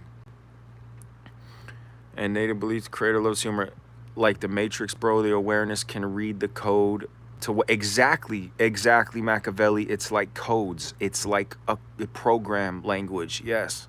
Therefore, it knows everything that's being created as it creates. Hold on, Machiavelli. But as above, so as below. Tech, it would have to know everything about it, especially with things that have great complications, such as the universe and human body, for example. Casey, I heard the God creator jokes. It goes like, God promised man young and beautiful, wise, on all four corners of the planet. Then he proceeded to make the earth round. I wonder, are all our maps different? Are there maps only for you, or are there maps we can share? I think that all the maps are separated. They're stored away in the brains, and they're separated through space and time, and they're just our own maps in our own brains. Well, I don't know, a map that we all, well, yeah, there is a map that we all share, is waking reality. That's the map we all share. Like the Matrix, bro, the awareness can read the code to what's being created there before. It knows everything that's been created. Or no, Machiavelli, what you're saying about the awareness knowing everything, I don't think it knows everything. I think it has, it is, I think the creator, I think the creator, in order for the creator to have information stored, it has to have a logical structure for that information to be stored. And I think a logical structure only comes from a reality. And a reality, I don't think so. Then you end up in a paradox. You end up in a paradox. I think the awareness just is something that experiences and reacts to stuff and feels stuff. I don't think it even plans anything.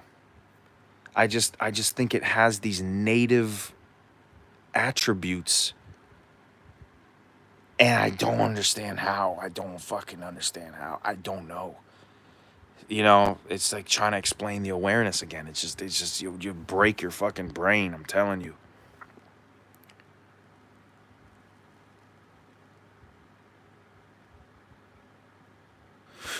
No, Machiavelli, there can't be more than one reality. There's only one reality. And that includes the black voids, the separation of the maps, the space in between the maps. There's only one reality. There's different realities, like there's different maps, there's different kind of experiences, but it's all connected. It's only separated by non-existence, which is just black voids. It's might as well just be connected. How important are we to God? How could God come to earth and even die for us because of our sin? Well, let me tell you something, Just Melon. I'm gonna be honest with you, man. This is my personal belief, and I know people might disagree with me, but I don't think Jesus was God coming to earth. I think that is not real. I think that We're all God on earth. It doesn't need to be Jesus. We're all God on earth.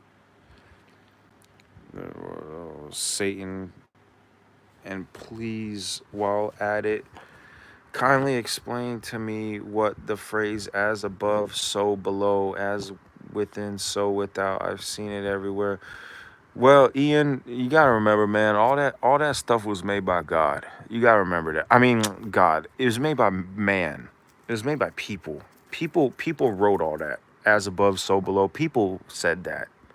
I don't know what the guy who made that up, I don't know what he was thinking. He was just a guy, you know what I mean? It's just like me, just talking about stuff. It's just guys saying stuff. So is it just that random stuff far apart from one another? Yeah, shadow is it's separated by space. Literally space. And like kinks in space. Like fucking what are they called? Goddamn singularities. Wormholes. I once attended a native sweat lodge ceremony and had a vision which I saw a white bison under a full moon on a prairie. What the hell? That sounds like a crazy experience. Will Mary call Jesus her husband? I gotta go to sleep in 6 minutes, bro. This shit's getting crazy. I've been on here for fucking 3.5 hours. Will Mary call Jesus her husband or father in heaven, or will amnesia? No. The Bible is just written by man. It's just a book written by guys making up a bunch of shit. And some of it's probably like stuff that happened, but none of there's no magic. There's no splitting the Red Sea, or there's no Noah's Ark. He's getting all the animals on a boat. There's no Jesus was God's son turning water into wine. That shit didn't happen. I don't believe it happened. If you believe it happened and it's making your life better, then you keep doing that. But I don't think so, man.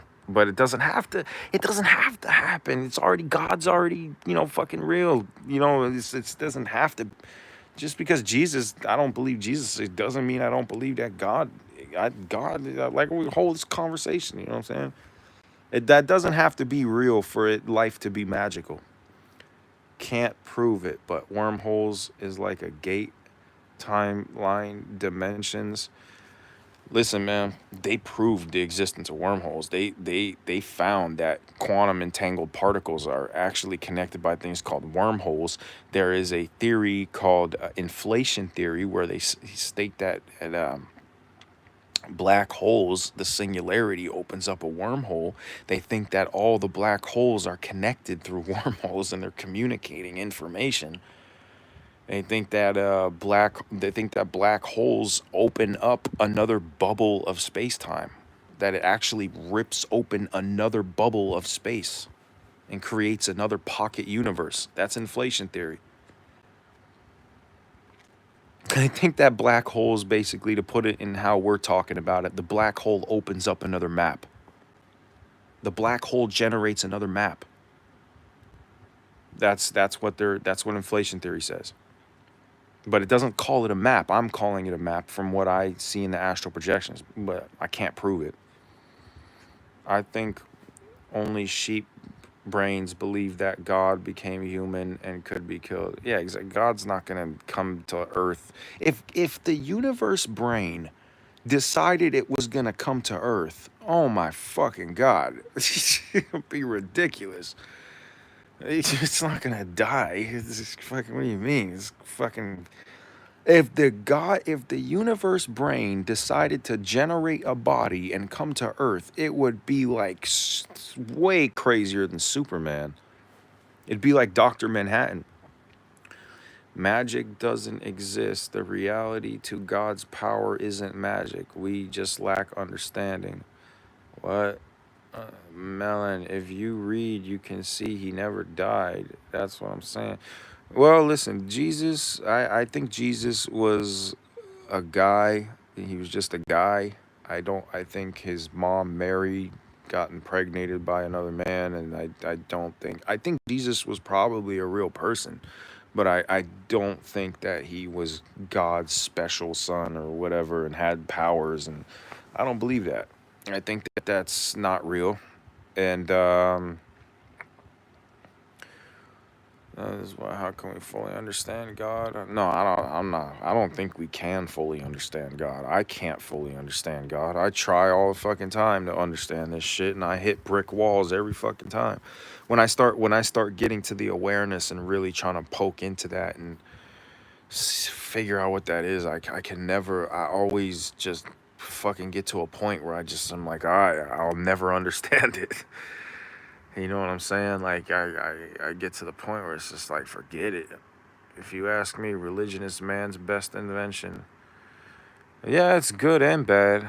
You know what I'm saying? It's basically a way to scare people into doing the right thing by telling them that there's hell.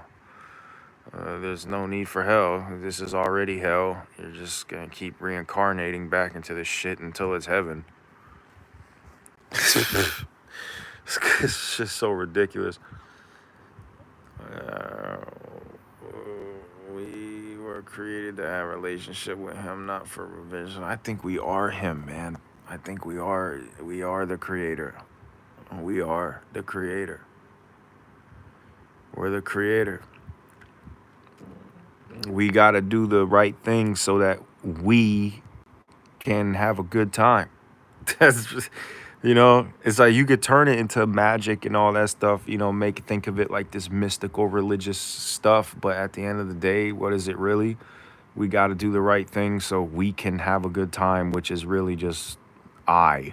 That's really what it is. So like it's not I, like I'm not talking about me personally. I'm talking about all of us are I. We are just one thing.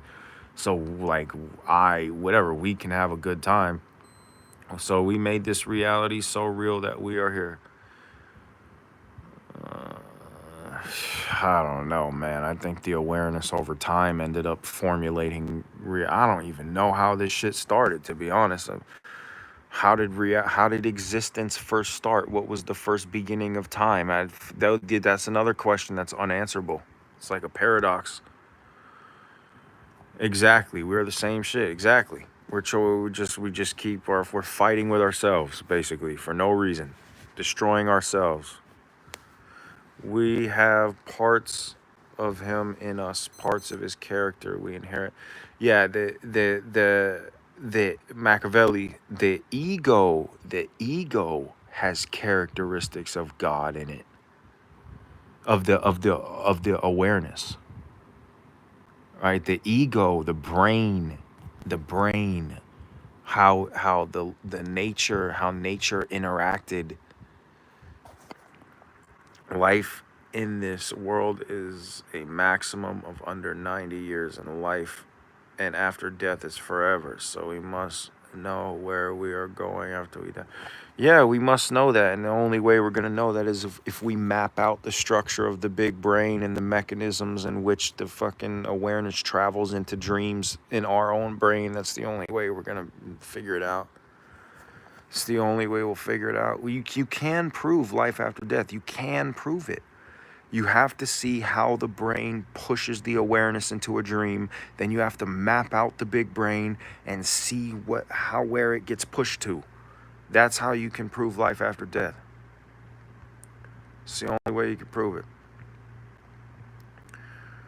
Yo, I gotta go to sleep, dog. I could talk literally forever, dog. I will talk on this shit until I'm dead, bro. Yeah, exactly. There's life after life. Yeah, there is no end. It never stops. There is no cut. There is no. Yeah, exactly. There's no death. Exactly. All right, y'all. Good night, man, or good morning, whatever. I'm going to sleep. Chi energy. I think chi energy is fake. Conversation. Way more. So, yeah, man. I'm gonna jump on these lives, man. I'm gonna jump on these lives. I'm gonna make a Discord and all that. I'm not gonna be able to do this every day now because this is hours and hours. But I will jump on this shit here and there. Great chat at all. Thank you, AP. Yeah, thank you, everybody. Thanks for talking, man. It was a good time. All right, y'all. I'll see y'all later.